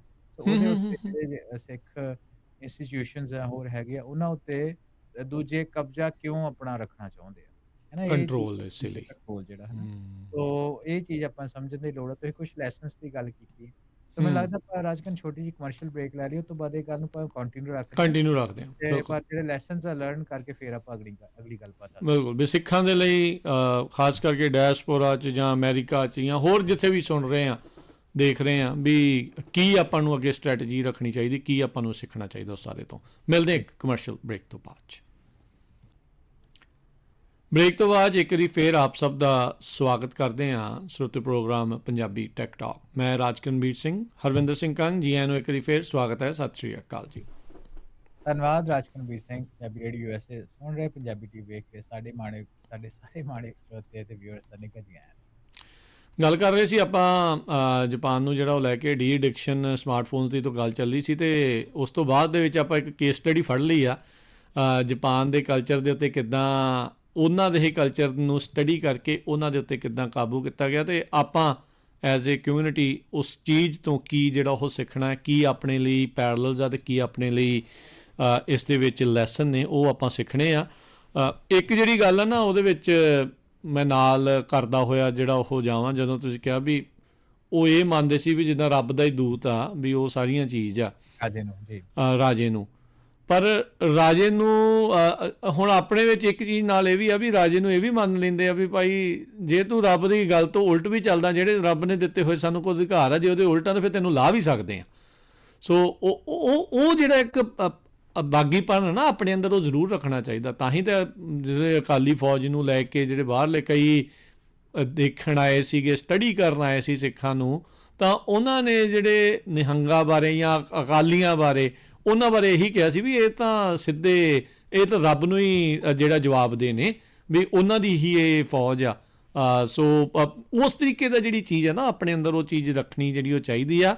ਉਹ ਵੱਖਰੀ ਗੱਲ ਆ ਵੀ ਜਿੱਦਾਂ ਹਰਵਿੰਦਰ ਨੇ ਦੱਸਿਆ ਵੀ ਉਹ ਦੇਖਦੇ ਆ ਵੀ ਤੁਹਾਡੇ ਕਿਹੜੇ ਉਹਨਾਂ ਇੰਸਟੀਟਿਊਸ਼ਨਸ ਦੇ ਉੱਤੇ ਕਬਜ਼ਾ ਕਰਕੇ, ਇਨਫਲੂਐਂਸ ਕਰਕੇ ਤੁਹਾਡੇ ਵਿੱਚੋਂ ਉਹ ਚੀਜ਼ ਨੂੰ ਜਿਹੜਾ ਉਹ ਕੱਢਿਆ ਜਾਵੇ। ਸੋ ਆਪਾਂ ਨੂੰ ਉਹ ਚੀਜ਼ਾਂ ਜਿਹੜੀਆਂ ਸਿੱਖਣ ਦੀ ਜ਼ਰੂਰਤ ਹੈ। ਅੱਛਾ, ਹੁਣ ਲੈਸਨਸ ਦੇ ਵੱਲ ਹਰਵਿੰਦਰ ਆਪਾਂ ਆਉਂਦੇ ਹਾਂ। ਕੀ ਆਪਾਂ ਨੂੰ ਇਹਦੇ ਵਿੱਚ ਆਪਣੇ ਲਈ, ਖਾਸ ਕਰਕੇ ਡਾਇਸਪੋਰਾ ਜਿਹੜੇ ਬਾਹਰਲੇ ਮੁਲਕਾਂ 'ਚ ਵਸਦੇ ਨੇ ਸਿੱਖ, ਉਹਨਾਂ ਲਈ ਕੀ ਹੈ ਸਿੱਖਣ ਨੂੰ ਇਸ ਪੂਰੀ ਕੇਸ ਸਟੱਡੀ ਦੇ ਵਿੱਚ? ਹਾਂਜੀ, ਸੋ ਜਿਹੜੀ ਤੁਸੀਂ ਗੱਲ ਕੀਤੀ ਕਿ ਦੇਖੋ ਜਿਹੜੇ ਖੁਦ ਮੁਖਤਿਆਰ ਲੋਕ ਆ, ਆਪਣੇ ਨਿਹੰਗ ਸਿੰਘਾਂ ਦੀ ਤੁਸੀਂ ਗੱਲ ਕੀਤੀ ਕਿ ਜਦੋਂ ਅੰਗਰੇਜ਼ ਆਉਂਦੇ ਆ ਇਸ ਧਰਤੀ ਦੇ ਉੱਤੇ, ਤੇ ਜਿਹੜੇ ਵੱਡੇ ਕਈ ਤਾਂ ਜਿਹੜੇ ਘਰਾਣੇ ਸੀ ਸਿੱਖਾਂ ਦੇ, ਜਿਹੜੇ ਮਿਸਲਾਂ ਦੇ ਟਾਈਮ ਤੋਂ ਚੱਲਦੇ ਹੁੰਦੇ ਸੀ, ਬਹੁਤ ਲੜੇ ਹਨਾ, ਐਂਗਲੋ ਸਿੱਖ ਵਾਰਸ ਹੋਈਆਂ ਕਈ, ਪਰ ਜਦੋਂ ਵਾਰਸ ਹਾਰ ਗਏ ਉਸ ਤੋਂ ਬਾਅਦ ਉਹਨਾਂ ਸਰੈਂਡਰ ਕਰ ਦਿੱਤਾ। ਪਰ ਜਿਹੜਾ ਅਕਾਲੀ ਸੀ ਉਹ ਸਰੈਂਡਰ ਨਹੀਂ ਸੀ ਕਰਦੇ। ਜਿਹੜਾ ਸਭ ਤੋਂ ਵੱਧ ਕਤਲੇਆਮ ਹੋਇਆ ਉਹ ਅਕਾਲੀਆਂ ਦਾ, ਨਿਹੰਗਾਂ ਦਾ ਹੋਇਆ। ਮਿਸਾਲ ਦੇ ਤੌਰ ਦੇ ਉੱਤੇ ਆਪਣੇ ਗੁਰਦੁਆਰਾ ਸੋਹਾਣਾ ਸਾਹਿਬ ਸਾਰਿਆਂ ਨੂੰ ਪਤਾ ਹੋਊਗਾ, ਮੋਹਾਲੀ ਦੇ ਲਾਗੇ, ਉੱਥੇ ਪਟਿਆਲੇ ਵਾਲੇ ਰਾਜਿਆਂ ਤੋਂ ਹੀ ਜਿਹੜੇ ਬਾਬਾ ਹਨੂੰਮਾਨ ਸਿੰਘ ਜਿਹੜੇ ਹੈਗੇ ਸੀ, ਉਹਨਾਂ ਦੀ ਫੌਜਾਂ ਦਾ ਉੱਥੇ ਸ਼ਹਾਦਤ ਜਿਹੜੀ ਉੱਥੇ ਹੁੰਦੀ। ਤਾਂ ਹੋਰ ਇੱਥੋਂ ਕਈ ਸਿੱਖ ਜਿਹੜੇ ਆ ਦੱਖਣ ਦੇ ਵੱਲ ਚਲੇ ਜਾਂਦੇ ਆ, ਅਕਾਲੀ ਸਿੰਘ, ਉੱਥੇ ਵੀ ਉਹਨਾਂ ਦਾ ਕਤਲੇਆਮ ਹੁੰਦਾ। ਕਈ ਤਰ੍ਹਾਂ ਦੇ ਇਤਿਹਾਸ। ਜਿਹੜੇ ਲੋਕ ਨਹੀਂ ਸਰੈਂਡਰ ਕਰਦੇ, ਜਿਹੜੇ ਲੋਕ ਆਪਣੀ ਖੁਦ ਮੁਖਤਿਆਰੀ ਦਾ ਝੰਡਾ ਤਾਂ ਚੱਕ ਕੇ ਰੱਖਦੇ, ਉਹਨਾਂ ਨੂੰ ਇਹ ਜਿਹੜੀਆਂ ਸਮੱਸਿਆਵਾਂ ਇਹ ਆਉਂਦੀਆਂ, ਜਾਨ ਤੋਂ ਹੱਥ ਧੋਣੇ ਪੈਂਦੇ। ਉਹੀ ਇਹਨਾਂ ਹਾਕਮਾਂ ਦੇ ਨਜ਼ਰਾਂ ਦੇ ਵਿੱਚ ਹਮੇਸ਼ਾ ਖਟਕਦੇ ਨੇ। ਹਾਂਜੀ, ਤੇ ਉਹੀ ਚੀਜ਼ ਉਹ ਚਾਹੁੰਦੇ ਨੇ ਵੀ ਆਮ ਲੋਕਾਂ ਦੇ ਵਿੱਚ ਉਹ ਜਿਹੜਾ ਜਜ਼ਬਾ ਪੈਦਾ ਹੋਵੇ, ਜਜ਼ਬਾ ਨਾ ਹੋਵੇ। ਤਾਂ ਆਮ ਤੋਂ ਅੰਗਰੇਜ਼ ਆਉਂਦੇ ਆ ਇੱਥੇ, ਬਹੁਤ ਜ਼ਿਆਦਾ ਵੱਡੇ ਪੱਧਰ ਤੇ ਕੋਈ ਕਤਲੇਆਮ ਦੀ ਆਪਾਂ ਨੂੰ ਜਾਣਕਾਰੀ ਨਹੀਂ ਮਿਲਦੀ ਪੰਜਾਬ ਦੇ ਹੂੰ ਵਿੱਚ। ਹੂੰ ਹੂੰ ਹੂੰ ਪਰ ਹੂੰ ਜਿਹੜਾ ਹੂੰ ਵੱਡੇ ਪੱਧਰ ਦੇ ਉੱਤੇ ਨਿਹੰਗਾਂ ਦਾ ਕਤਲੇਆਮ ਜਿਹੜਾ ਹੁੰਦਾ ਕਿ ਉਹ ਸਪਿਰਿਟ ਨੂੰ ਉਹਨੂੰ ਖਤਮ ਕਰਨਾ ਹੁੰਦਾ। ਖੈਰ ਜਿਹੜੀ ਤੁਸੀਂ ਗੱਲ ਕੀਤੀ ਕਿ ਇਸ ਸਾਰੀ ਜਿਹੜੀ ਆਪਾਂ ਬੁੱਕ ਦੀ, ਚਲੋ ਆਪਾਂ ਗੱਲ ਟੈਕਨੀਕਲ ਟਾਕ ਸ਼ੋਅ ਦੇ ਉੱਤੇ, ਪਰ ਨੈਰੇਟਿਵ ਬਿਲਡਿੰਗ ਤੋਂ ਗੱਲ ਆ ਗਈ ਨਾ ਕ੍ਰਿਸੈਂਥੇਮਮ ਸਵਾਰਡ ਦੀ ਬੁੱਕ ਵਾਲੀ ਗੱਲ ਤੋਂ। ਤੇ ਉਹਦੇ ਲਈ ਹੂੰ ਸਿੱਖਾਂ ਦੇ ਲਈ ਖਾਸ ਤੌਰ ਤੇ ਅਮਰੀਕਾ ਵਿੱਚ ਬੈਠੇ ਸਿੱਖਾਂ ਦੇ ਲਈ ਕੀ ਕੁਛ ਲੈਸਨਸ ਹੈਗੇ ਆ। ਸਭ ਤੋਂ ਪਹਿਲਾਂ ਉਹ ਟੈਕ ਦੇ ਨਾਲ ਹੀ ਰਿਲੇਟਡ ਆ, ਉਹ ਇਹ ਆ ਕਿ ਆਪਾਂ ਨੂੰ ਸਟੱਡੀ ਕਰਨਾ ਪਊਗਾ ਜਿਹਨੂੰ ਕਹਿੰਦੇ ਬੈਟਲਫੀਲਡ ਆਫ ਪਰਸੈਪਸ਼ਨ। ਹੂੰ ਠੀਕ ਆ, ਕਿਹੜੀ ਚੀਜ਼ ਸੱਚਾਈ ਆ, ਕਿਹੜੀ ਨਹੀਂ ਆ। ਹੈ ਨਾ? ਹੂੰ ਜਦੋਂ ਆਪਾਂ ਵਾਸ਼ਿੰਗਟਨ ਦੇ ਵਿੱਚ ਪਾਲਿਸੀਜ਼ ਆਪਾਂ ਹਰ ਰੋਜ਼ ਪੰਜਾਬੀ ਰੇਡੀਓ ਦੇ ਉੱਤੇ ਗੱਲਬਾਤ ਕਰਦੇ ਹਾਂ, ਈਵਨ ਆਪਾਂ ਅਪਡੇਟ ਕੈਨੇਡਾ ਟਾਕ ਸ਼ੋਅ ਦੇ ਵਿੱਚ ਵੀ ਗੱਲਬਾਤ ਕਰਦੇ ਹਾਂ, ਜਾਂ ਇਨ ਜਨਰਲ ਦੁਨੀਆ ਭਰ ਦੇ ਗਲੋਬਲ ਜਿਹੜੇ ਪਾਵਰ ਸੈਂਟਰਸ ਆ ਉਹਨਾਂ ਦੀ ਗੱਲਾਂ ਬਾਤਾਂ ਤੁਸੀਂ ਰੇਡੀਓ ਦੇ ਉੱਤੇ ਸੁਣਦੇ ਹੀ ਹੋ। ਤੇ ਇਹਦੇ ਵਿੱਚ ਆਪਾਂ ਨੂੰ ਹੋਰ ਥੋੜੀ ਡੀਪਰ ਸਟੱਡੀ ਕਰਨ ਦੀ ਲੋੜ ਆ ਕਿ ਉਹ ਕਿੱਦਾਂ ਸੋਚਦੇ ਆ। ਜਿੱਦਾਂ ਵਾਸ਼ਿੰਗਟਨ, ਆਟਵਾ ਹੋ ਗਿਆ ਜਾਂ ਬ੍ਰਸਲਸ ਹੋ ਗਿਆ, ਹੈ ਨਾ? ਜਾਂ ਜਿਹੜੇ ਲੰਡਨ ਹੈਗੇ, ਉੱਥੇ ਐਕਚੁਅਲੀ ਲੋਕੀ ਕੀ ਸੋਚਦੇ ਆ, ਉਹਨਾਂ ਦੀ ਕਿਹੜੀ ਚੀਜ਼ ਉਹ ਵੈਲਿਊ ਕਰਦੇ ਆ, ਕਿਹ ਤੋਂ ਡਰਦੇ ਆ, ਕਿਹੜੀ ਚੀਜ਼ ਤੋਂ ਰਿਸਪੈਕਟ ਕਰਦੇ ਆ। ਹੂੰ ਹੂੰ ਹੂੰ ਹੂੰ ਇੱਕ ਜਿਹੜੀ ਆ ਕਲਚਰਲ ਸਟੱਡੀ ਦੀ ਜਾਪਾਨ ਦੀ ਗੱਲ ਹੋਈ ਹੈ ਨਾ, ਇਹਦੇ ਵਿੱਚ ਇਹ ਆ ਕਿ ਉਹ ਜਿਹੜਾ ਮਾਈਂਡਸੈਟ ਉਹਨੂੰ ਮਾਸਟਰ ਕਰਨਾ ਪੈਂਦਾ ਤੁਹਾਨੂੰ ਸਮਝਣ ਦੇ ਲਈ। ਜਦੋਂ ਤੁਸੀਂ ਉਹਨਾਂ ਦੇ ਨਾਲ ਗੱਲ ਕਰਨੀ, ਤੁਸੀਂ ਕਿਸੇ ਨਾਲ ਜਦੋਂ ਗੱਲ ਕਰਦੇ ਉਹਨਾਂ ਦੇ ਲੈਵਲ ਤੇ ਹੋ ਕੇ ਗੱਲ ਕਰਦੇ, ਹੂੰ ਰਾਈਟ? ਹੂੰ ਹੂੰ ਸੋ ਜਿਹੜੀ ਕੱਲੀ ਇਮੋਸ਼ਨਲ ਅਪੀਲ ਹੁੰਦੀ ਆ ਉਹ ਬਹੁਤ ਗੋ ਥਰੂ ਨਹੀਂ ਹੁੰਦੀ, ਪਰ ਪ੍ਰਸੀਜਨ ਤੇ ਜਿਹੜੀ ਕਲਚਰਲ ਇੰਟੈਲੀਜੈਂਸ ਹੁੰਦੀ ਆ ਉਹ ਵਿਨ ਕਰਦੀ ਆ, ਨਾ ਕਿ ਇਮੋਸ਼ਨਲ। ਆਪਾਂ ਨੂੰ ਸਮਾਂ ਜਿੱਤਦਾ ਆ। ਹੂੰ ਹਾਂਜੀ, ਮਤਲਬ ਵੀ ਕਲਚਰਲ ਇੰਟੈਲੀਜੈਂਸ ਵੀ ਤੁਸੀਂ ਇੱਕ ਲੈਵਲ ਦੇ ਉੱਤੇ ਕੀ ਤੁਸੀਂ ਜੋ ਦੋਨੋਂ ਜਣੇ ਸੇਮ ਲੈਵਲ ਦੇ ਉੱਤੇ ਗੱਲ ਕਰ ਰਹੇ ਹੋ ਹੂੰ ਹੂੰ ਹੂੰ ਜਾਂ ਹੂੰ ਤੁਸੀਂ ਆਫ, ਰਾਈਟ? ਦੂਸਰੀ ਚੀਜ਼ ਇਹ ਹੁੰਦੀ ਹੈ ਕਿ ਆਪਾਂ ਜਦੋਂ ਆਪਾਂ ਕਹਿੰਦੇ ਆ ਕਿ ਪ੍ਰੋਟੈਕਟ ਮੋਰਲ ਅਥਾਰਟੀ, ਜਿੱਦਾਂ ਅੱਜ ਕੱਲ੍ਹ ਹੁਣ ਸਾਹਿਬ ਸ਼੍ਰੀ ਗੁਰੂ ਤੇਗ ਬਹਾਦਰ ਜੀ ਦਾ ਅਸੀਂ ਗੁਰਪੁਰਬ ਮਨਾ ਰਹੇ ਹਾਂ, ਹੈ ਨਾ? ਤਾਂ ਸ਼ਹੀਦੀ ਉਹਨਾਂ ਗੁਰੂ। ਦੇ ਉਹਨਾਂ ਤੋਂ ਉਹਨਾਂ ਦੇ ਸ਼ਹੀਦੀ ਪੁਰਬ ਗੁਰਪੁਰਬ ਉਹਨਾਂ ਦਾ ਮਨਾ ਰਹੇ ਹਾਂ। ਸੋ ਉਹਦੇ ਵਿੱਚ ਇਹ ਆ ਕਿ ਉਹਨਾਂ ਦੀ ਜਿਹੜੀ ਮੋਰਲ ਕਲੈਰਿਟੀ ਸੀ, ਉਹ ਉਹਨਾਂ ਦੀ ਪਾਵਰ ਸੀ, ਹੈ ਨਾ? ਫੀਅਰਲੈਸ, ਡਿਸਿਪਲਿਨਡ, ਕਦੇ ਵੀ ਹੇਟਫੁਲ ਨਹੀਂ ਹੋਣਾ ਕਿਸੇ ਖਿਲਾਫ, ਹੂੰ ਹੂੰ ਹੈ ਨਾ? ਹੂੰ ਆਪਾਂ ਭੈ ਕਹੋ ਕੋ ਦੋ ਦੇਤ ਨੇ, ਨਾ ਭੈਣਤ ਮਾਨ ਦੀ ਗੱਲ ਕਰਦੇ ਹਾਂ। ਤੇ ਉਹੀ ਉਹ ਚੀਜ਼ ਆਪਾਂ ਨੂੰ ਮੇਨਟੇਨ ਰੱਖਣੀ ਪੈਂਦੀ ਕਿ ਸਿਧਾਂਤ ਦੇ ਨਾਲ ਜੁੜੇ ਸੀ ਨਾ, ਸੱਚ ਦੇ ਨਾਲ ਸੀਗੇ। ਸੱਚ ਦੇ ਨਾਲ। ਹੂੰ ਬੇਸਿਕਲੀ ਹੂੰ ਸੱਚ ਤਾਂ ਹੈ ਹੀ ਹੈ, ਪਰ ਜਿਹੜੀ ਹੂੰ ਧਿਆਨ 'ਚ ਰੱਖਣ ਵਾਲੀ ਗੱਲ ਆ, ਡਰ ਰਹਿਤ, ਬਿਲਕੁਲ ਡਿਸਿਪਲਿਨ ਤੇ ਕਿਸੇ ਦੇ ਖਿਲਾਫ ਕੋਈ ਹੇਟ ਨਹੀਂ। ਹੂੰ ਹੂੰ ਹੂੰ ਇਹ ਚੀਜ਼ ਧਿਆਨ ਰੱਖਣ ਵਾਲੀ ਗੱਲ ਆ, ਜਿਹੜੇ ਪਾਸੇ ਆਪਾਂ ਨਿਰਭਉ ਤੇ ਨਿਰਵੈਰ। ਹਾਂਜੀ, ਹੇਟ ਨਹੀਂ ਕਿਸੇ ਹੂੰ ਹੂੰ ਠੀਕ ਹੈ। ਸੋ ਇਹ ਜਿਹੜੀ ਮੂਵਮੈਂਟ ਕੋਈ ਵੀ ਇਦਾਂ ਦੀ ਹੁੰਦੀ ਆ, ਉਹਦੀ ਜਿਹੜੀ ਸਟਰੈਂਥ ਹੁੰਦੀ ਆ ਉਹ ਸੱਚ ਦੇ ਕਾਜ਼ ਦੇ ਨਾਲ ਹੁੰਦੀ ਆ, ਗੁੱਸੇ ਦੇ ਨਾਲ ਨਹੀਂ ਹੁੰਦੀ। ਹੂੰ ਠੀਕ ਆ, ਇਹ ਵੇਖੋ ਜਿਹੜੀ ਇਹ ਲੈਸਨਸ ਮਿਲਦੇ ਆ ਆਪਾਂ ਨੂੰ ਇਹ ਬੁੱਕ ਦੇ ਵਿੱਚੋਂ, ਠੀਕ ਆ, ਹੂੰ ਪਰ ਆਪਾਂ ਦੇ ਨਾਲ ਕਿੰਨੇ ਰੈਲੇਵੈਂਟ ਆ। ਤੀਸਰੀ ਹੁੰਦੀ ਹੈ ਕਿ ਇਦਾਂ ਦੀ ਜਿਹੜੀ ਮੈਸੇਜਿੰਗ ਹੁੰਦੀ ਆ ਉਹ ਇਦਾਂ ਦੀ ਹੋਣੀ ਚਾਹੀਦੀ ਆ ਕਿ ਵੇਖੋ ਵੱਖ-ਵੱਖ ਟਾਈਮ ਦੇ ਉੱਤੇ ਇੱਕ ਫਿਰਕੇ ਦੇ ਲੋਕ, ਇੱਕ ਕਲਚਰ ਦੇ ਲੋਕ ਵੱਖ-ਵੱਖ ਫ੍ਰੀਕੁਐਂਸੀਆਂ ਉੱਤੇ ਜਾਣਦੇ ਹੁੰਦੇ ਆ। ਕਿਸੇ ਨੂੰ ਕੋਈ ਗੱਲ ਸਮਝ ਆਉਂਦੀ ਹੈ, ਕਿਸੇ ਨੂੰ ਕੋਈ ਗੱਲ ਸਮਝ ਆਉਂਦੀ ਹੈ। ਹੂੰ ਇਹ ਇੱਕ ਸਪੀਚ ਜਿਹੜੀ ਉਹ ਸਾਰਿਆਂ ਨੂੰ ਸਮਝ ਨਹੀਂ ਆਉਂਦੀ। ਹੋ ਸਕਦਾ ਕੋਈ ਤੱਤੇ ਚੱਲਦੇ ਹੋਣ, ਹੋ ਸਕਦਾ ਬਿਲਕੁਲ ਕੋਈ ਇੰਟੈਲੈਕਚੁਅਲ ਚੱਲਦੇ ਹੋਣ, ਕੋਈ ਦੂਸਰੇ। ਆਪਾਂ ਇਹੀ ਸੋਚਣਾ ਕਿ ਇੱਕ ਤਰ੍ਹਾਂ ਦੀ ਜਿਹੜੀ ਸੋਚ ਆ ਤੇ ਦੂਸਰੇ ਲੋਕ ਜਿਹੜੀ ਉਹ ਸੋਚ ਨੂੰ ਨਹੀਂ ਮੰਨਦੇ ਸਮਝ ਜਾਂ ਪਾ ਰਹੇ। understand ਹੂੰ ਕਰਦੇ, ਉਹ ਸਾਡੇ ਹੂੰ ਦੁਸ਼ਮਣ ਆ। ਇਹ ਜਿਹੜੀ ਚੀਜ਼ ਆ ਇਹ ਕੱਢਣਾ ਪੈਣਾ ਇਹਨੂੰ ਚੋਂ। ਨੁਕਸਾਨਦੇਹ। ਇਹਦੇ ਵਿੱਚ ਕਮਿਊਨੀਕੇਸ਼ਨ ਜਿਹੜੀ ਆ ਉਹ ਬਹੁਤ ਕੀ ਹੁੰਦੀ ਆ। ਹਾਂ, ਜਰਨਲਿਸਟ ਨੇ ਆਪਣੇ ਤਰੀਕੇ ਨਾਲ ਦੱਸਣਾ ਹੁੰਦਾ, ਧਾਰਮਿਕ ਲੋਕ ਆਪਣੇ ਤਰੀਕੇ ਨਾਲ ਸੋਚਦੇ ਆ, ਆਮ ਜਿਹੜੀ ਜਨਤਾ ਉਹ ਆਪਣੇ ਤਰੀਕੇ ਨਾਲ ਸੋਚਦੀ, ਥਿੰਕ ਟੈਂਕ ਵਾਲੇ ਲੋਕ ਆਪਣੇ ਤਰੀਕੇ ਨਾਲ ਸੋਚਦੇ ਆ। ਜਦੋਂ ਤੁਸੀਂ ਉਹਨਾਂ ਦੇ ਮੁਖਾਤਬ ਹੋਣਾ, ਤੁਹਾਨੂੰ ਉਹਨਾਂ ਦੀ ਭਾਸ਼ਾ ਹੀ ਬੋਲਣੀ ਪਊਗੀ। ਪਹਿਲੀ ਗੱਲ ਆਪਾਂ ਇਹ point number 1 battle of perception ਵਿੱਚ ਵੀ ਇਹੀ ਗੱਲ ਕੀਤੀ। ਠੀਕ ਆ। ਅਗਲੀ ਚੀਜ਼ ਹੁੰਦੀ ਆ ਕਿ ਸਿੰਬੋਲਿਕ ਐਕਟਰ ਕਿਹੜੇ ਆ, ਹੈਨਾ? ਉਹਦੇ ਬਾਰੇ ਆਪਾਂ ਹੁਣੇ ਗੱਲ ਕਰ ਚੁੱਕੇ ਆ ਵੀ ਜਿਵੇਂ ਜਾਪਾਨ ਦੇ ਵਿੱਚ ਅਕਾਲ ਤਖਤ ਸਾਹਿਬ ਹੋ ਗਿਆ, ਆਪਣਾ ਗੁਰੂ ਗ੍ਰੰਥ ਸਾਹਿਬ ਹੋ ਗਏ। ਤਾਰ ਹੋ ਗਈ ਆ, ਰਾਈਟ ਟੂ ਫ੍ਰੀ ਸਪੀਚ ਹੋ ਗਈ ਆ। ਇਹ ਸਾਰੀਆਂ ਚੀਜ਼ਾਂ ਸਾਡੇ ਲਈ ਸਾਡੇ ਸੈਕਰਡ ਸਿੰਬਲ ਜਿਹੜੇ ਸਿਧਾਂਤ ਨੇ ਆਪਣੇ, ਸਿਧਾਂਤ ਤੇ ਨਿਸ਼ਾਨੇ ਜਿਹੜੇ, ਹਾਂ, ਇਹਨਾਂ ਉੱਤੇ ਕਦੇ ਵੀ ਕੰਪਰੋਮਾਈਜ਼ ਨਹੀਂ ਹੋਣਾ। ਕੰਪਰੋਮਾਈਜ਼ ਨਹੀਂ। ਉਸ ਤੋਂ ਬਾਅਦ ਇਹ ਆ ਕਿ ਜਿਹੜੇ ਤੁਹਾਡੇ ਦੁਸ਼ਮਣ ਆ, ਇੰਟਰਨਲ ਵੀ ਤੇ ਐਕਸਟਰਨਲ ਵੀ, ਉਹਨਾਂ ਨੂੰ ਵੀ ਤੁਸੀਂ ਆਨਰੇਬਲ ਐਗਜ਼ਿਟ ਦੇਣਾ। ਠੀਕ ਆ। ਜਦੋਂ ਵੀ ਕੋਈ ਸਟਰੋਂਗ ਕੈਂਪੇਨ ਚੱਲਦੀ ਆ, ਹੈਨਾ, ਉਹਦੇ ਵਿੱਚ ਰੂਮ ਹੁੰਦਾ ਹੀ ਹੈ ਕਨਵਰਜਨ ਦਾ, ਹਮੇਸ਼ਾ ਹੀ। ਮਿਸਾਲ ਦੇ ਤੌਰ ਤੇ ਤੁਸੀਂ ਖਿਆਲਾਤ ਬਦਲਦੇ ਨੇ। ਹਾਂ। ਸੋ ਜਿਹੜੇ ਤੁਹਾਡੇ ਕਿਸੇ ਟਾਈਮ ਦੇ ਉੱਤੇ ਅੱਜ ਦੁਸ਼ਮਣ ਬੈਠੇ ਆ, ਉਹਨਾਂ ਦੇ ਲਈ ਤੁਹਾਨੂੰ ਰੂਮ ਛੱਡਣਾ ਪਊਗਾ ਵੀ ਉਹ ਤੁਹਾਡੇ ਨਾਲ ਕਿਤੇ ਆ ਕੇ ਜੁੜ ਸਕਣ। 18ਵੀਂ ਸਦੀ ਦਾ ਖੈਰ ਮੈਨੂੰ ਲੱਗਦਾ ਇਤਿਹਾਸ ਆਪਾਂ ਨੂੰ ਪੜ੍ਹਨਾ ਚਾਹੀਦਾ, ਇਹਦੇ ਬਾਰੇ ਕਾਫੀ ਐਗਜ਼ਾਮਪਲਾਂ ਮਿਲ ਜਾਣ। ਹੂੰ ਹੂੰ ਹੂੰ ਹੂੰ ਹੂੰ ਹੂੰ। ਉਸ ਤੋਂ ਬਾਅਦ ਇਹ ਹੈ ਕਿ ਸੈਗਮੈਂਟ ਐਂਡ ਸਿੰਕਰੋਨਾਈਜ਼, ਉਹ ਇਹਦੇ ਕਿ ਇਸੇ ਚੀਜ਼ ਦਾ ਇੱਕ ਅਗਲਾ ਹਿੱਸਾ ਵਾ ਕਿ ਜਦੋਂ ਤੁਸੀਂ ਯੂਥ ਨਾਲ ਗੱਲ ਕਰਨੀ ਆ, ਉਹ ਤੁਸੀਂ ਵੱਖਰੇ ਤਰੀਕੇ ਨਾਲ ਕਰਨੀ ਆ, ਵੱਡੇ ਵਡੇਰਿਆਂ ਨਾਲ ਵੱਖਰੇ ਤਰੀਕੇ ਨਾਲ ਗੱਲ ਕਰਨੀ ਉਹ ਆ। ਜਿੱਦਾਂ ਕਿਹਾ ਵੀ ਮੈਸੇਜ ਰੈਜ਼ੋਨੇਟ ਕਰੇ ਹਰ ਇੱਕ ਆਡੀਅנס ਦੇ ਲਈ, ਸੇਮ ਥਿੰਗ ਵੀ ਉਹਨੂੰ ਸੈਗਮੈਂਟ ਕਰੋ, ਉਹਨਾਂ ਨੂੰ ਮੈਸੇਜ ਇੱਕੋ ਹੋਵੇ ਪਰ ਤਰੀਕਾ ਵੱਖੋ ਵੱਖਰਾ ਹੋਵੇ, ਵੱਖੋ ਵੱਖ ਸੈਗਮੈਂਟ ਦੇ ਲਈ। ਹਾਂਜੀ, ਕਿ ਬੇਸਿਕਲੀ ਸਿੰਬੋਲਿਕ ਐਂਕਰ ਤੇ ਆਪਣੇ ਸੇਮ ਆ ਨਾ, ਨਿਸ਼ਾਨੇ ਆਪਣਾ ਜੇ ਇੱਕ ਹੋਏ, ਗੱਲ ਤਾਂ ਅੱਗੇ ਮੈਸੇਜਿੰਗ ਦੀ ਗੱਲ ਜਦੋਂ ਸਿੱਖ ਸਿਧਾਂਤ ਦੇ ਵਿੱਚੋਂ ਨਿਕਲ ਕੇ ਜਾਣੀ ਆ, ਤਰੀਕਾ ਕੋਈ ਵੀ ਹੋ ਸਕਦਾ, ਸਿਧਾਂਤਕ ਤੌਰ ਦੇ ਉੱਤੇ ਉਹ ਖਰੀ ਹੋਣੀ ਚਾਹੀਦੀ ਹੈ। ਹਾਂਜੀ।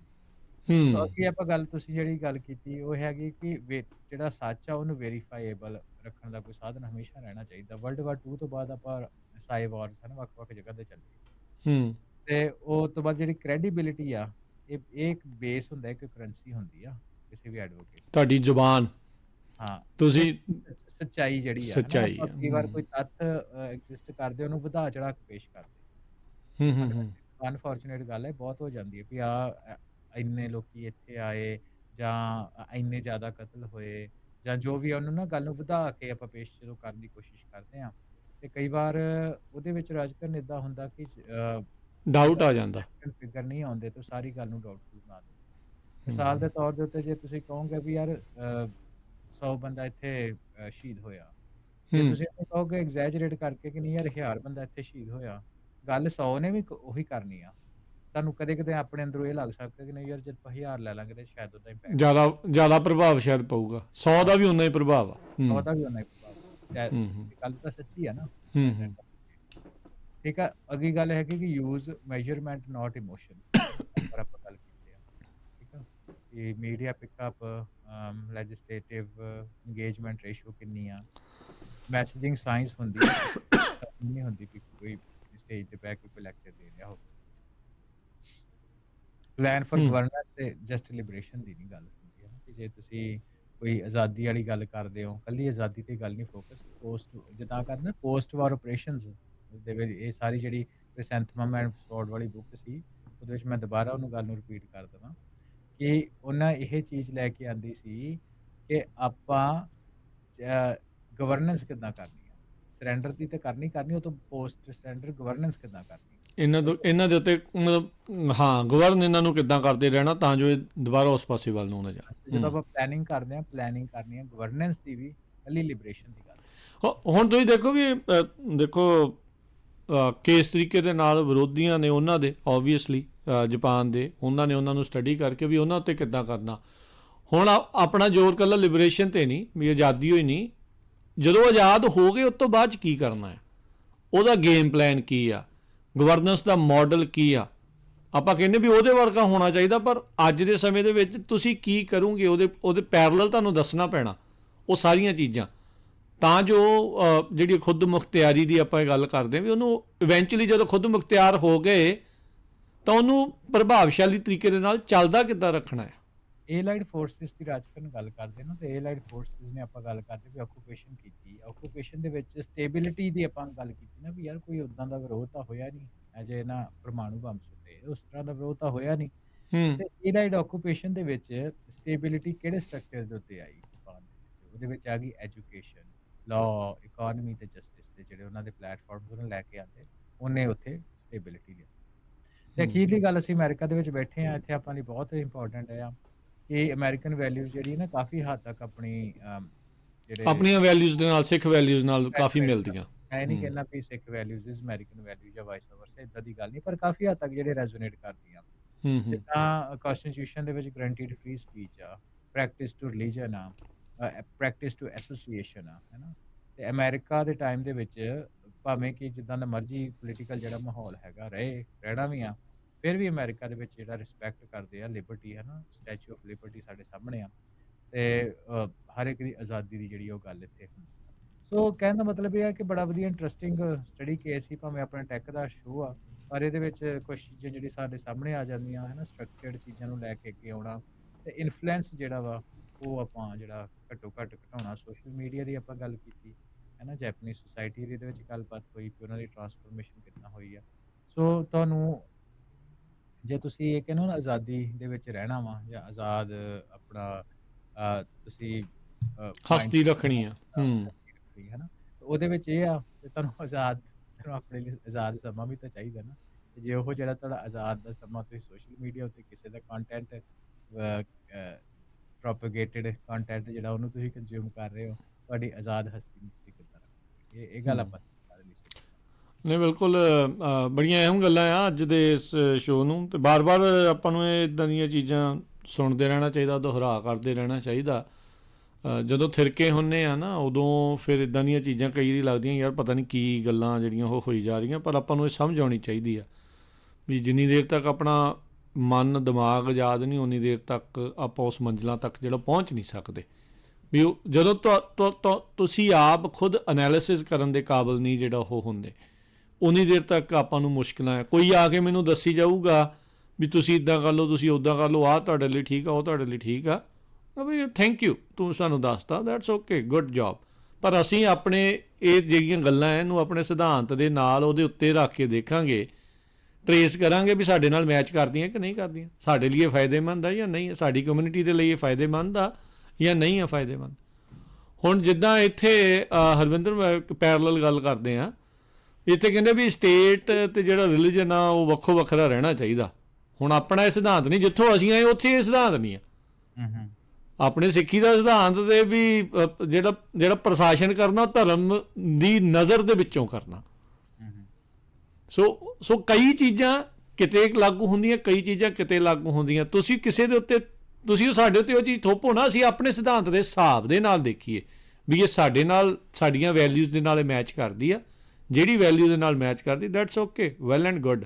ਤੁਸੀਂ ਉਸ ਨੂੰ ਅਪਣਾਓ, ਉਸ ਨੂੰ ਚੰਗਾ ਕਰੋ, ਤੇ ਜਿਹੜੀਆਂ ਆਪਣੀਆਂ ਚੰਗੀਆਂ ਚੀਜ਼ਾਂ ਆ ਉਹਦੇ ਉੱਤੇ ਬਰਕਰਾਰ ਰਹੋ, ਹਾਂਜੀ, ਵਿਰਾਲ ਕੱਢ ਨਾ ਕਾਫੀ ਹੋਵੋ। ਕੁਛ ਆ ਜਿਹੜਾ ਆਪਾਂ ਦੇ ਸਕਦੇ ਹਾਂ ਇਸ ਸੰਸਾਰ ਨੂੰ, ਉਹਦੇ ਤੇ ਜ਼ਰੂਰ ਫੋਕਸ ਕਰਨਾ ਚਾਹੀਦਾ। ਜੀ ਸੋ ਰਾਜ ਕਰਨ ਆਪਾਂ ਇੱਕ ਹੋਰ ਵੀ ਗੱਲ ਜਿਹੜੀ ਆਪਾਂ ਨੇ ਸਰੋਤੇ ਨਾ ਟਾਕ ਸ਼ੋ ਆਪਣਾ ਸੁਣਦੇ ਆ ਤੇ ਸਾਨੂੰ ਗੈਟਬੈਕ ਹੁੰਦੇ ਆ, ਸੋ ਉਹਦੇ ਵਿੱਚ ਇਹ ਕਹਿੰਦੇ ਆ ਕਿ ਇਹ ਆਰਟੀਫਿਸ਼ੀਅਲ ਇੰਟੈਲੀਜੈਂਸ ਦੇ ਰਿਲੇਟਡ ਆਪਾਂ ਕਾਫੀ ਗੱਲਾਂ ਬਾਤਾਂ ਕਰਦੇ ਆ ਤੇ ਇੱਕ ਹਾਂਜੀ। ਸਾਹਮਣੇ ਆਉਂਦੀ ਉਹ ਇਹ ਆਉਂਦੀ ਆ ਕਿ ਯਾਰ ਆਰਟੀਫਿਸ਼ੀਅਲ ਇੰਟੈਲੀਜੈਂਸ ਦੇ ਸਮੇਂ ਦੇ ਵਿੱਚ ਆਪਾਂ ਤੁਸੀਂ ਗੱਲਾਂ ਤਾਂ ਠੀਕ ਕਰਦੇ ਹੋ, ਪਰ ਆਪਾਂ ਉਹਨੂੰ ਕਿੱਦਾਂ ਅੱਗੇ ਲੈ ਕੇ ਤੁਰੀਏ। ਸੋ ਇੱਕ ਫ੍ਰੀਮਾਉਂਟ ਦੇ ਵਿੱਚ ਜਿਹੜਾ ਇਨੀਸ਼ੀਏਟਿਵ ਹੈਗਾ ਚੱਲ ਰਿਹਾ, ਉਹਦੇ ਬਾਰੇ ਵੀ ਆਪਾਂ ਥੋੜਾ ਦੱਸ ਹੀ ਦਿਓ। ਹਾਂਜੀ ਪਲੀਜ਼ ਹਾਂਜੀ, ਗੋ ਉਹਦੇ ਹੈਡ ਬਾਰੇ ਜੀ। ਆਪਾਂ ਟਾਕ ਸ਼ੋ ਦੇ ਵਿੱਚ ਗੱਲ ਕਰਦੇ ਹਾਂ। ਅਖੀਰ ਵਿੱਚ ਆਪਾਂ ਸਮਾਂ ਆਪਣਾ ਦੇਖੀਏ, ਉਹਦੇ ਅਨੁਸਾਰ ਆਪਾਂ ਹਾਂਜੀ ਤੁਸੀਂ ਕਰ ਦਿਓ, ਇਹ ਵਾਲੀ ਗੱਲ ਦੱਸ ਦਿਓ ਉਹਦੇ ਬਾਰੇ, ਕਿਉਂਕਿ ਸਮਾਂ ਆਪਣੇ ਕੋਲ ਕੁਛ ਕੁ ਮਿੰਟ ਬਚੇ ਆ।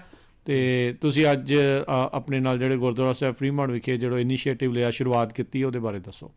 ਹਾਂਜੀ। ਸੋ ਰਾਜਕਰਨ ਇਹ ਗੱਲਬਾਤ ਇਸੇ ਟਾਕ ਸ਼ੋ ਦੇ ਵਿੱਚੋਂ ਹੀ ਬਾਹਰ ਆਈ ਆ। ਸਰੋਤੇ ਜਿਹੜੇ ਸਾਨੂੰ ਗੈਟ ਬੈਕ ਹੁੰਦੇ ਸੀ ਜਾਂ ਪਬਲਿਕਲੀ ਮਿਲਦੇ ਆ, ਫੀਡਬੈਕ ਦੱਸਦੇ ਆ ਜਿਹੜੀ। ਦੱਸਦੇ ਆ ਹੂੰ ਕਿ ਯਾਰ ਗੱਲਾਂ ਤਾਂ ਸਾਰੀਆਂ ਠੀਕ ਆ, ਪਰ ਵਾਟ ਨੈਕਸਟ, ਕਿੱਥੋਂ ਸ਼ੁਰੂ ਕਰੀਏ।